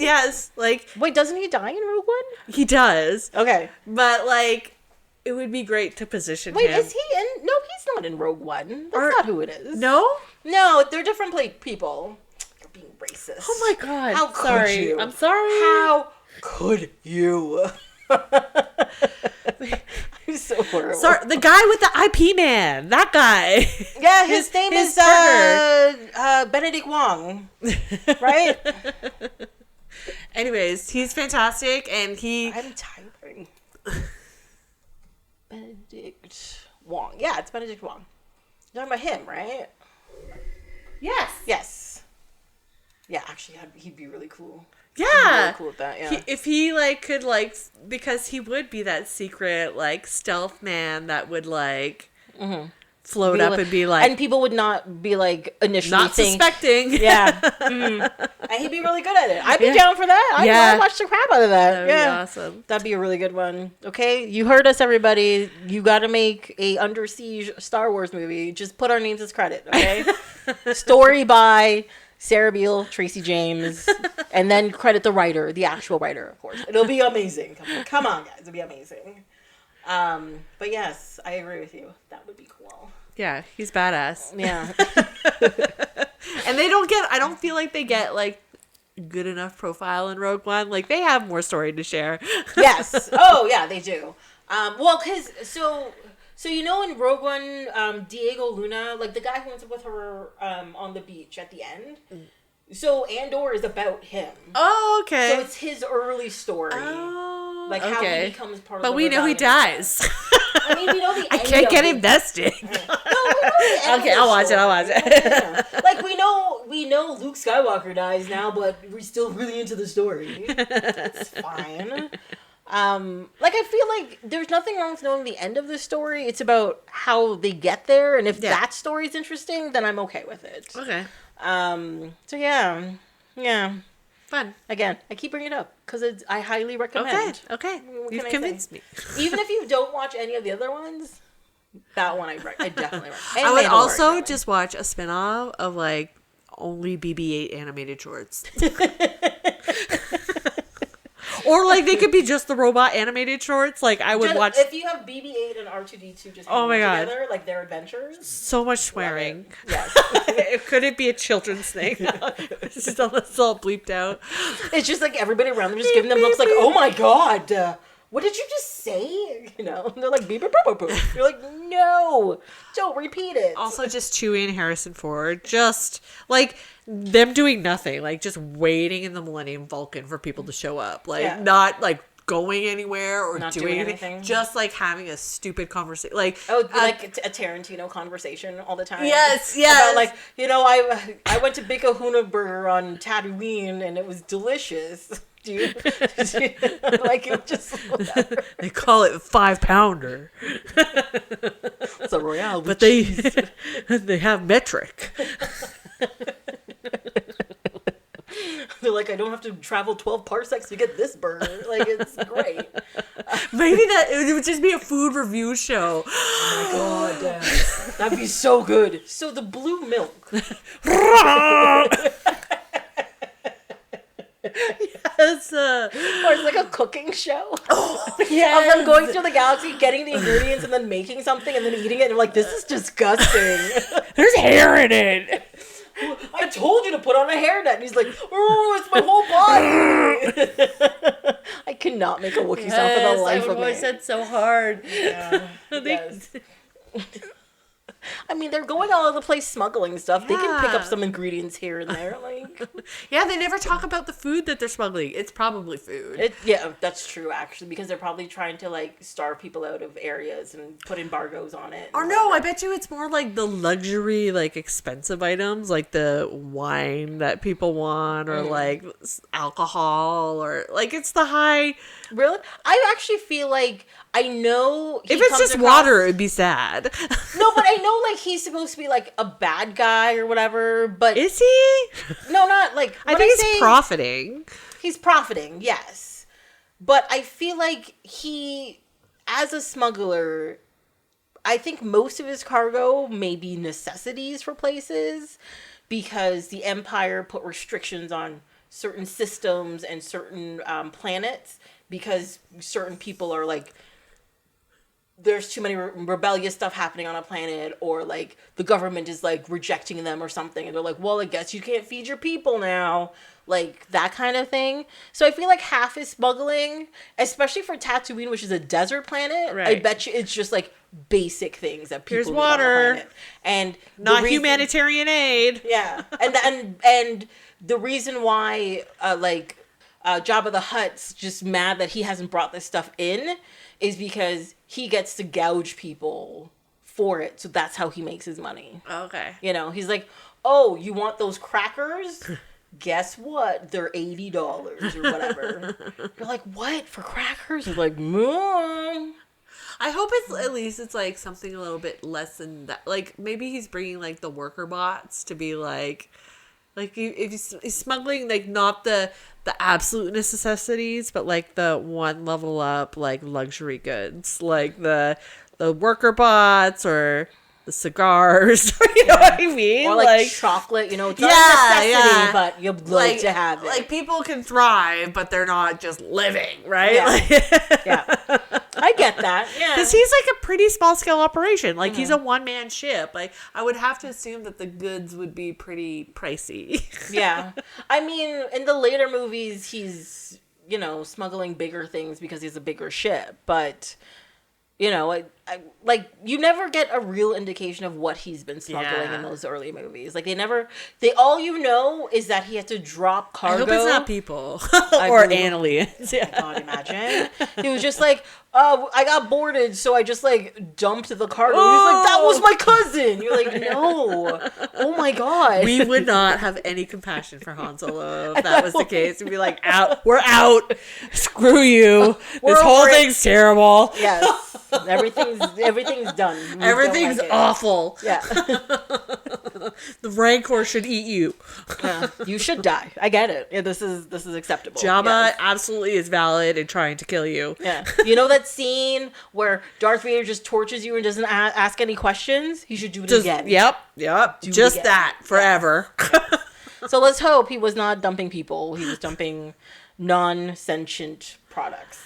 I mean, the fact that like he has a Wookiee who's dedicated to his servitude for the duration of, he has like a life debt to Han Solo. Mm-hmm. I think that means he's a good guy. Like he must have done something deserving to but that's why they made the movie Solo, to like show all that stuff. And I mean, they showed stuff in there, but also it comes across that like apparently according to the lifespan of like Wookiees, they live to like 150 years old or something. Humans to them are like cats and dogs to us. You just get another one when that one dies. I don't know. So, but he's very much like second string to Han. Like he's dedicated. Like he could just be like, "Yep, peace and out now." Like, yeah, but he does not. No, he's dedicated. He's dedicated. Yeah. I mean, they're what, non-sexual life partners? Yeah. That's fine. I don't know. I mean, he gets a good cuddle on a cold night. Sure. It's okay. It's the sweetest relationship. Between that and like C-3PO and R2, mm-hmm. like those are like those are the ones I'm shipping. Okay. I mean, we could Google some images, but I really don't want to. I really don't want to. Shipping in the Star Wars sense that we're in outer space. You know it's there. You know it's there. There's some fan art, I'm sure. It's too much. We can AI this story later on. Yeah. Well, because especially when the sequels came out, I did not actively look for any of these things. I just look at, nerd things. And the amount of images of shipping Finn and, oh my God, what's Oscar Isaac? Poe? And Poe? Yes, I know. Oh my God. So much. I was like, this is inappropriate, but what is happening here? Oh my God. Yes. I draw the line at, I slowly scroll past to pretend I'm not looking at it, but I definitely didn't read any of the fan fiction. Okay, none of the fan fiction. I was like, I'm not getting into this. This is wrong. Thank you. This is how 50 Shades of Grey was made. It's so true. We are not participating. We are not doing this, you guys. Again. Yeah, I don't like. I really like The Empire. Well, I like all these movies. What am I saying? Oh no, they're amazing. And one thing at the end of the movie, though, is like, I have no idea the first time I saw where Darth Vader's like, "No, I am your father." Yeah, that is the correct line, everybody. No, I am your father. But like, I really would love to like pretend I've never, or figure out a way to like erase that scene out of my brain, watch the movie and like surprise have that hit me for the first time, you know, like, because I would have watched this when I was very young, and so I don't think the reveal in any way would have impacted me as hard as if I was like even a teenager when I first saw it, you know. And if I was like a teenager, I would get the implications more and the idea of it. When I was a kid, I'd probably just like, oh, look at the swords. Ooh, his hand fell off. What? Like, it would be that. I wasn't listening to words. I wasn't listening to that. I was looking for the action. I was looking for like the spectacularness of it. I wasn't looking for the minutia and like the quietness parts. Yeah. You know? But I think it would be, to have been an adult in like 1980 when this first came out, watched it and just lost my fucking mind. Yeah. Would have been crazy. Yeah, it's a pretty good mic drop in terms of like plot line and story, and it was a surprise, right? Yeah. Like it was a great, like it kept you guessing. Like it was one of those things like, I see this coming a mile away. It was really, I don't know, compelling and shocking. Yeah. And then they've done this trope, and it's not even just sci-fi movies, but like in lots of other movies, they've done that twist where just like, no, but I'm your parent, like mother, father, or whatever. And they're like, what? This is crazy. Like, oh, you know, that same kind of feel to it. Yeah. But this was one of like the earliest ones where something like this happened. Yeah. And so imagine being fresh-faced like to what? It. And I would have lost my shit. Your head would have exploded. Yeah. Well, because the thing is too, is like we didn't have to worry about the internet spoilers. Yeah. And, you know, just don't read the newspaper the next day. Nice and easy. That kind of thing. You don't have to worry about like checking your phone and something coming at you. You literally, even if you saw it like a month later, there's a very good chance you would know nothing about it, still walk in and still have your mind blown. Yeah. What a time. What a time. Oh my god. Yeah. I know. Oh, I have a note for Return of Jedi that just says, I hate the music change and the new aliens added to the scene. Yes, it's Jabba the Hutt's fortress. Yeah. When they're in there and the band starts and it's like weird jazz nonsense. And right. Like, the fuck is this? What is this weird alien thing that's happening? This isn't the canteen music. Yeah, like it's but just, those same guys are playing. Yeah. Like, what is happening here, you know? Again, great opening to a movie. Just get right to the business. Just right to the business. It is a bit cheesier. You could see that this movie brought down the, like, I think the other movies are considered like, I think only PGs is it, but it was like more kid friendly. This third. This one, full disclosure, is my favorite. Okay, it's fine. It's controversial when I say it in mixed company, so it's one of those like political ideals I don't often bring up because I'm often attacked for saying something so counter to other people's beliefs. Okay. Yeah.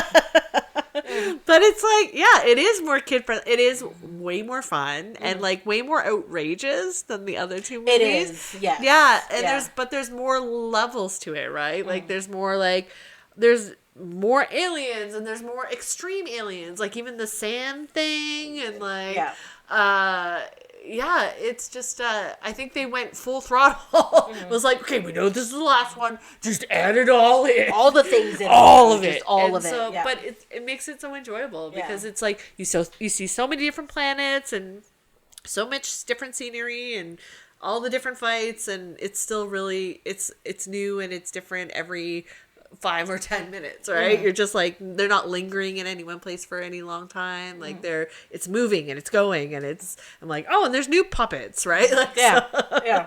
so I think that's why it's so fun for me.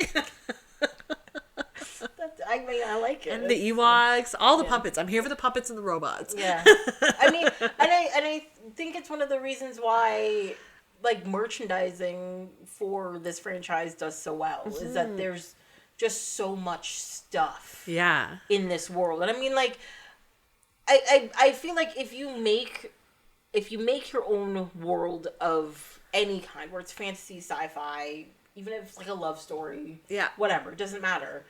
But if you make it so full and so interesting, there's just so much there that you can just do stuff with it. Yeah. Yeah. And that's the thing. It's like, I mean, very early on, George Lucas learned that franchising is the way to make all of the money. yeah. All the toys. Yeah. So we get it. We get it. But yeah, those Ewoks, fucking genius. So delightful. Jub. Genius. Jub. Jub. And the thing is, it's like, because even when like, they first get, like, Han Solo and stuff gets captured by them, like, he full on just laughs because he's like, they're adorable, whatever. Yeah. And it's true. You forget that they're like carnivorous bears that try to eat them, because you're like, look how cute they are. Successfully attack them and capture them. Mm-hmm. Later, actively kill so many stormtroopers. They have tactical knowledge and ability. Yes. You know, like Weapons. They set traps and all this kind of stuff for them. I'm like, holy shit! Like, these bears know warfare. Yes. Yeah. And they fully take part. Like, they're just like, They are participating in the Star Wars on their planet right now. Right now, exactly. Against the Empire. They're like, no, we know how to rebel too. Let's fucking do this. Like, we're there. Yub jub, dub dub. You know, you're part of our tribe. You're like, what? Craziness. Love it. I don't know. I don't think it's the best one. I don't care if you think it's the best one. That's fine. I'm not going to argue with you about it. I do think, I really do like Empire Strikes Back because it's very, like, it's where, like, the core of the story is. Right. Really. The big reveals happen. You get deeper into the world. You see consequences of their actions, all that kind of stuff. And it has the saddest ending of all of them. Have the saddest ending. He loses a hand. And put in the frozen thing. Yes, he's frozen. Yeah, Han Solo's frozen in carbonite. Yeah. So they've lost a friend. Yeah. And they still have to fight this rebellion, but search for their friend the whole time. It's not ending on the high note of a victory celebration like the first one is. Or the third one. Yeah, right? Yeah. But I like that like it's like a proper cliffhanger. You're just like, what do you mean Han Solo's frozen in carbonite summer? What do you mean is he dead? He's just What's happening? looking out of a window in a hospital again. Like, right. what do you mean this is where this is ending? Right, like, right. Holy, again, I wish I could remember a point in time where Return of the Jedi did not exist, which has never been, it technically was in my lifetime, but I would not have watched these movies yet. Yeah. But I'm like, imagine walking out of that movie going like, holy, what? OMG! What? Yeah, and not knowing that a next movie is actually going to happen. Yeah.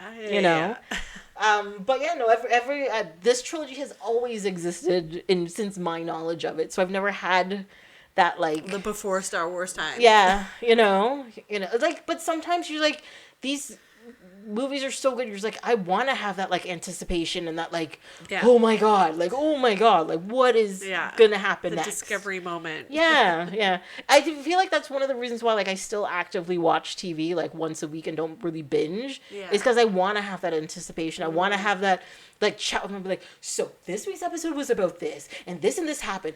Do you think this is what's gonna happen next? But what if this happened? Like, I want to be able to have that discussion, right, before I watch the next episode, not watch the whole thing and be like, okay, finish it. It's over. Like, then... What do you mean? There's not going to be any more Emily in Paris's for another 2 years?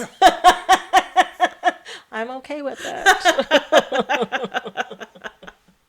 Not quite my vibe. That's fine. That's fine. But yeah, like, yeah, I want that feeling. Yes, for some of these franchises. Yeah. Well, it's one of the reasons why it's so memorable for me, because like I had to wait so long to watch these movies, like year apart sometimes. So like I had like a proper, I guess, like building of in my imagination of what's it going to be and how are they going to conclude this and what could possibly happen next, right? Yeah. So that's part of the. But I guess I sort of had that anticipation when they announced the prequels was happening, and that's when you're just like, holy shit, we're gonna meet young Anakin. Oh my god, this is gonna happen. Oh, we gotta figure out how is he gonna get from there to Darth Vader. This is gonna be crazy. What epic song could they possibly do? Yeah, but they did it. They did it. They did it. They did something. Yeah, it happened. Well, the Darth Maul like fight music, yes, that was actually pretty cool. Amazing. His makeup was one of the best things in those movies. Nice things. Yeah. The correct. Well, and that song, that so. Oh my god, it's so good, so good. I don't understand people who don't like these movies. Like, just the thing is, but that's my opinion. It's okay. I already talked about Admiral Akbar. Do you have any other favorite? Oh, that's the one. So we already talked about the Rancor, but I just want to say the part where the Rancor dies, and the guy comes in and has to be consoled by his friend. I don't know why, but that always gets me. It's I'm emotional. Just like, it's so I feel so bad. It's just like I have a cat. It's just like I see my cat die, I'm gonna cry. Like, well, I mean, we get a sense that like this is a trained animal to fulfill this purpose, and like because it's easy to villainize the Rancor when we believe that it's just acting out of malice and its own whatever instincts for survival, but like no, this is a trained animal. And so like I think that's why I love the Boba Fett story with him even more, because we even see even more of that, and even in the Mandalorian with how he has that like sand mammoth thing that he has that relationship with. Like I love those relationships of like the animals and their lives, and like they're more than just like they're better treated than the bots. Yes, they are better treated than the bots. They really are. Yeah, that's true. But they're like meaningful relationships for these characters, and so I do like having that established about the big bad as well. That it was like no, this is a domesticated animal fulfilling a purpose in relation to its training. Yeah. So it's like feeding a rat to a snake that you own. Right. And then the rat killing the snake. Yeah. And the rat kills the snake and you're just like, the fuck is this? Like it's that kind of feeling. And it's true. It's a lot of when you put the hero in a dangerous situation, you have this automatic want to villainize whatever the thing is that's attacking them, right?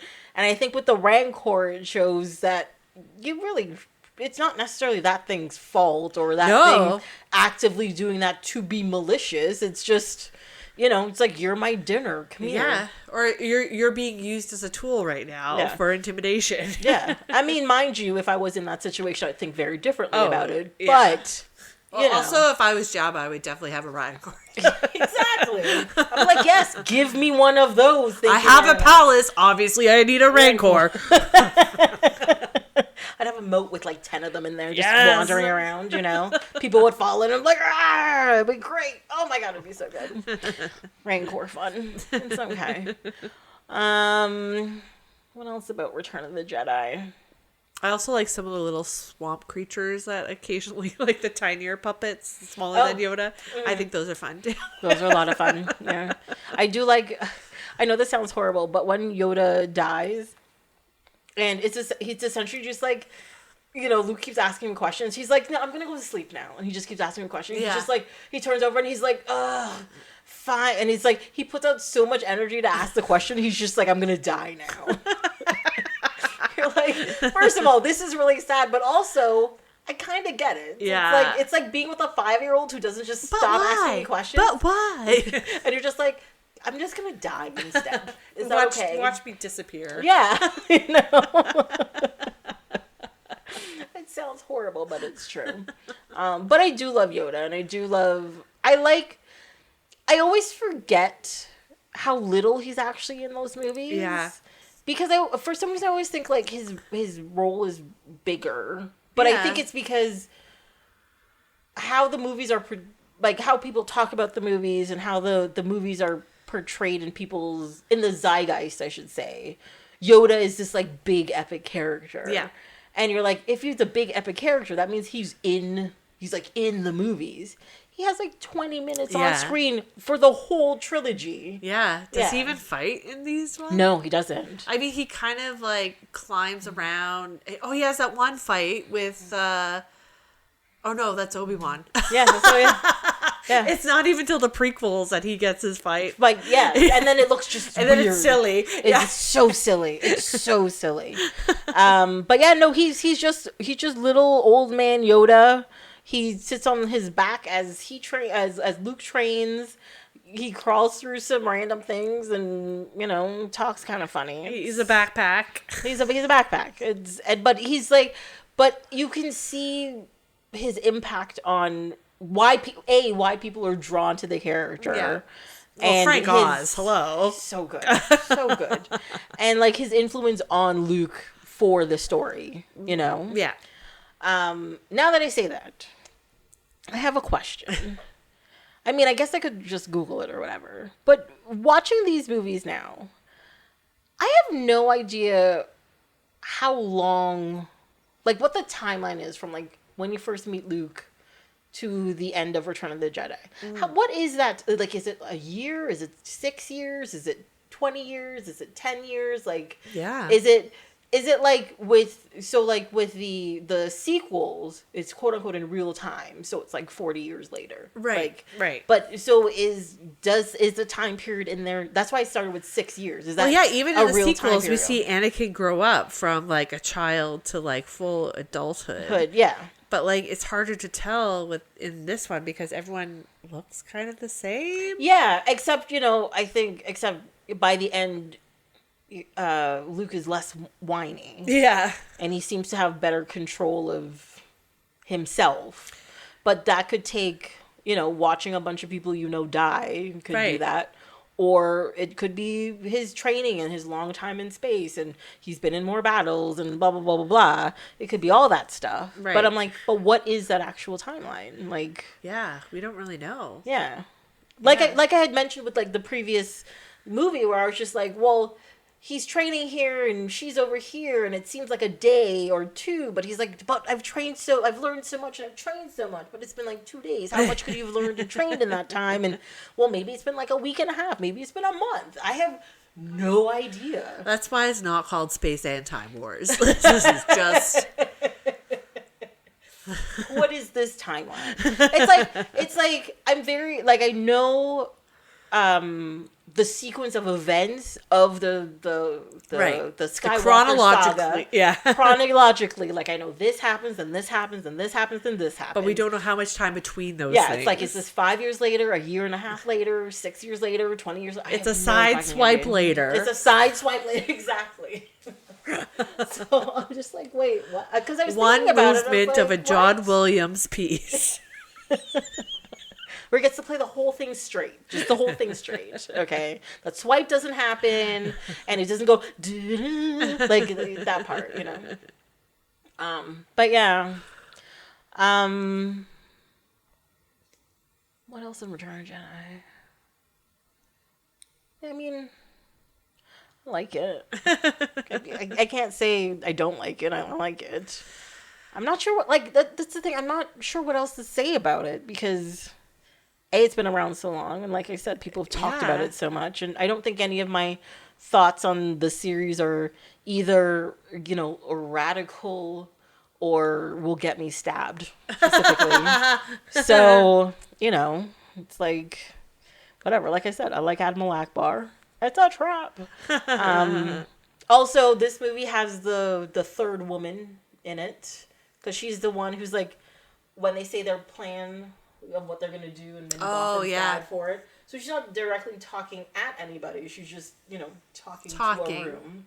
So I don't know if that counts. Yeah, it counts. Does that count? Okay, well, check and mark check. Then. We did it. We did it. A feminist film. Yeah, Star Wars. The women don't talk to each other about men. Apparently, Leia talks to the other men about other men. So I was like, okay, this is fine. So I mean, maybe it was just ahead of its time for the time. I get it. I'm okay with that. I'm glad that women exist in space. That's all I'm gonna say. You know one of the worst stories I've heard about Star Wars? So in the first movie, when you first meet Princess Leia and she has the white gown and like the buttons, right? And look, especially with the HD rendition about it, it is very clear Carrie Fisher is not wearing anything under that white thing. Oh, no. And originally, she was supposed to, but George Lucas convinced her that they wouldn't have broads in space. For, like, some ludicrous reason. Because, like, apparently, like, it was, like, showing through the white or something. He didn't like what it looked like. And instead of just getting something better or updating the wardrobe, he's like, just have your titties out under there. It's fine. And I was just like, the fuck, dude. But he's just being a man, I suppose. Whatever. I guess. But yeah, wanted to make this Barbarella. Yeah. So that was one of my worst stories that I heard from it, which I didn't like. But another one of my favorite things is the picture of they're doing like a scene on Tatooine, which is in the Tunisian desert. And they have, so it was a behind the scenes picture, and they're filming something. So there's a camera, and I think it's one of the scenes with Alec Guinness and Mark Hamill, and there's a boom guy at the side. He's wearing these tiny pink shorts and like running shoes with like knee-high socks and nothing else, and just holding the boom. And I was like, I love that man. I don't know who he is, but all I have to know, these scenes were done with a man in pink tiny shorts. Pink shorts and knee-high socks. Love it. Love it. Good for you. Good for you. He had to be comfortable. He wasn't being on camera. He needs to be comfortable. He's doing a hard job. Have you ever held one of those boomsticks? They're heavy. They're heavy. Yeah. Oh my God. And above your head too, for a prolonged period of time. I feel like you have to just like, you know how you can like lock your elbow and like your shoulder? Yeah. Like, you have to get it up there and lock it in place. Yeah. Or else you can't hold that thing up that long. Yeah, yeah. Like, right? it's crazy. It's crazy. But yeah, that's another one of the good stories from Star Wars. Do you have anything else you want to bring up? I think the only way that this original trilogy could be made better, I would love, and it's okay if it was smushed into one thing, a musical version. Like a truly musical version. Okay. Like there's music is highly influential in these films, but like I want the things to be sung. Do you want like lyrics to the Imperial March kind of thing? No, like operetta, like a proper space like opera. Obi-Wan, you're my only hope. Like, got it. Mm-hmm. Yeah, like I want them to sing the story and like, but like still the inspirational like John Williams movie or score and music, but just like sung. Yeah, but do you want to like okay? So there's two different types of musicals in my head, right? There's musicals that's like Hamilton, where it's the whole thing is sung. Like, the whole thing is sung. Operetta. That's what I want. That's what you want. Yes, it's not like they're talking and they burst into song. And now we sing. No, everything. Everything. Every line, every sentence. Okay, look, I'm not... Jub, the song. I am not saying I'm not going to watch that if it happens, but that is not my thing. But you know me. I'll be like, well, I got to watch it. It's Star Wars. It would be my dream. It would be my dream come true, and I would love it so much. Okay. Well, yes, like I said, I'd be there. It's fine. I'm not saying to make it, but if you make it, if anybody makes this, please invite us. At least 2 tickets will be sold. Okay, at least 2 tickets. I am down. I will be in your chorus. I'll be part of the ensemble. Can I just be in like a stormtrooper? Yeah, like bump into like a wall or something. Yeah, that'd be great. I'd be amazing. That'd be hilarious. Yes. Also, that's the thing. There is a blooper that made it into the movie where like a stormtrooper was like going through a door and he like smacks his head on it. And I keep looking out for it, but I feel like it was cut out in these editions. Oh, okay. Because I'm like, no, where it's is not this? Here. Yeah. It's not here. And if I remember correctly, it's supposed to be in the first scene when you see Darth Vader. So you know when he's like, he captures Princess Leia's ship and like they cut the door open and like he comes like the stormtroopers like they're storming through. Yeah. Yeah. Apparently one of those people are supposed to like smack their head on it and fall down. I could see that. And whatever. And I was just like, I'm like staring at it like, where is it? Where is it? I feel like they cut it out finally. And I'm like, son of a bitch. I'll never see it in like real time. You know, it's so horrible. Anyways, so. For upcoming generations, or for people who are just like, why would I watch these? They're old. What is your recommendation for these movies? I mean, why not? Why not Star Wars? Like, what do you have going on in your life that's so great? Yeah. If you're looking at the political landscape or like the news, like what's giving you a new hope right now, young thing? Exactly. So watch these freaking movies. They're so good. They're so good. Yeah. They're just like, it's a great underdog story. It's a great, multi-level story in terms of like the universes and the worlds and the galaxy. Like, the politics and the characters and everything. Yeah. Everything. Like, it's so fun. It's, there are a few stories, we mentioned them already, that kind of emulate that kind of vibe. But to what scale, right? Like, Star Wars is the best or the biggest and the most well-known at this point. Like, just hit the source. Start here. Yeah. I'm down for that. Yeah. Definitely. I definitely recommend these movies still. Even if they watch this and be like, oh, I've seen this somewhere, I've seen this somewhere, I've seen this somewhere else. I'm like, guess where they got it from? It's from here. Yeah. So just fucking watch it and appreciate what it is. Yeah. Just let it happen, okay? So enjoyable. Yeah. And if you're into, like, I think if people are into good sci-fi, like well-produced, like, they have money behind it, and not like cheesy B movies, guess the reason for it. Yeah. These movies. Yeah. So appreciate it. Watch it. It's aged well. You'll still have a good time. Right. It's fun. Yeah. People like to find the holes in the story like I did. But I'm just like, but it still works. Just accept it. It's fun. Yeah. It's a good story. It's very compelling and interesting and still like, a contemporary film, even though it was made a number of years ago, in terms of like how fast and quick the pacing and the editing and how much story they get into 3 movies, it's still, it holds up. Yes. Agreed. Well, Sarah, thank you so much for joining me today on this. Thank you for having me. I mean, I know it took a while for us to actually talk about Star Wars, but we made it there, and I think we did a really good job. Yeah, we did. Yes. I mean, I'm going to come back and talk more Star Wars next time, but yeah, as you know, you're always welcome, and you're going to come back and we'll talk more stuff. Yay! Yay! All right, bye! Bye! Well, that's it for this episode of Off My Shelf. Until next time, you can follow along on Instagram and Twitter at ohmyshelf, or you can send an email to ohmyshelf@gmail.com. This episode was produced and edited by me, Tracy, with original theme song by Ori Falconer. Like, subscribe, leave a comment wherever you listen to this podcast. Come back next time to see what falls off my shelf.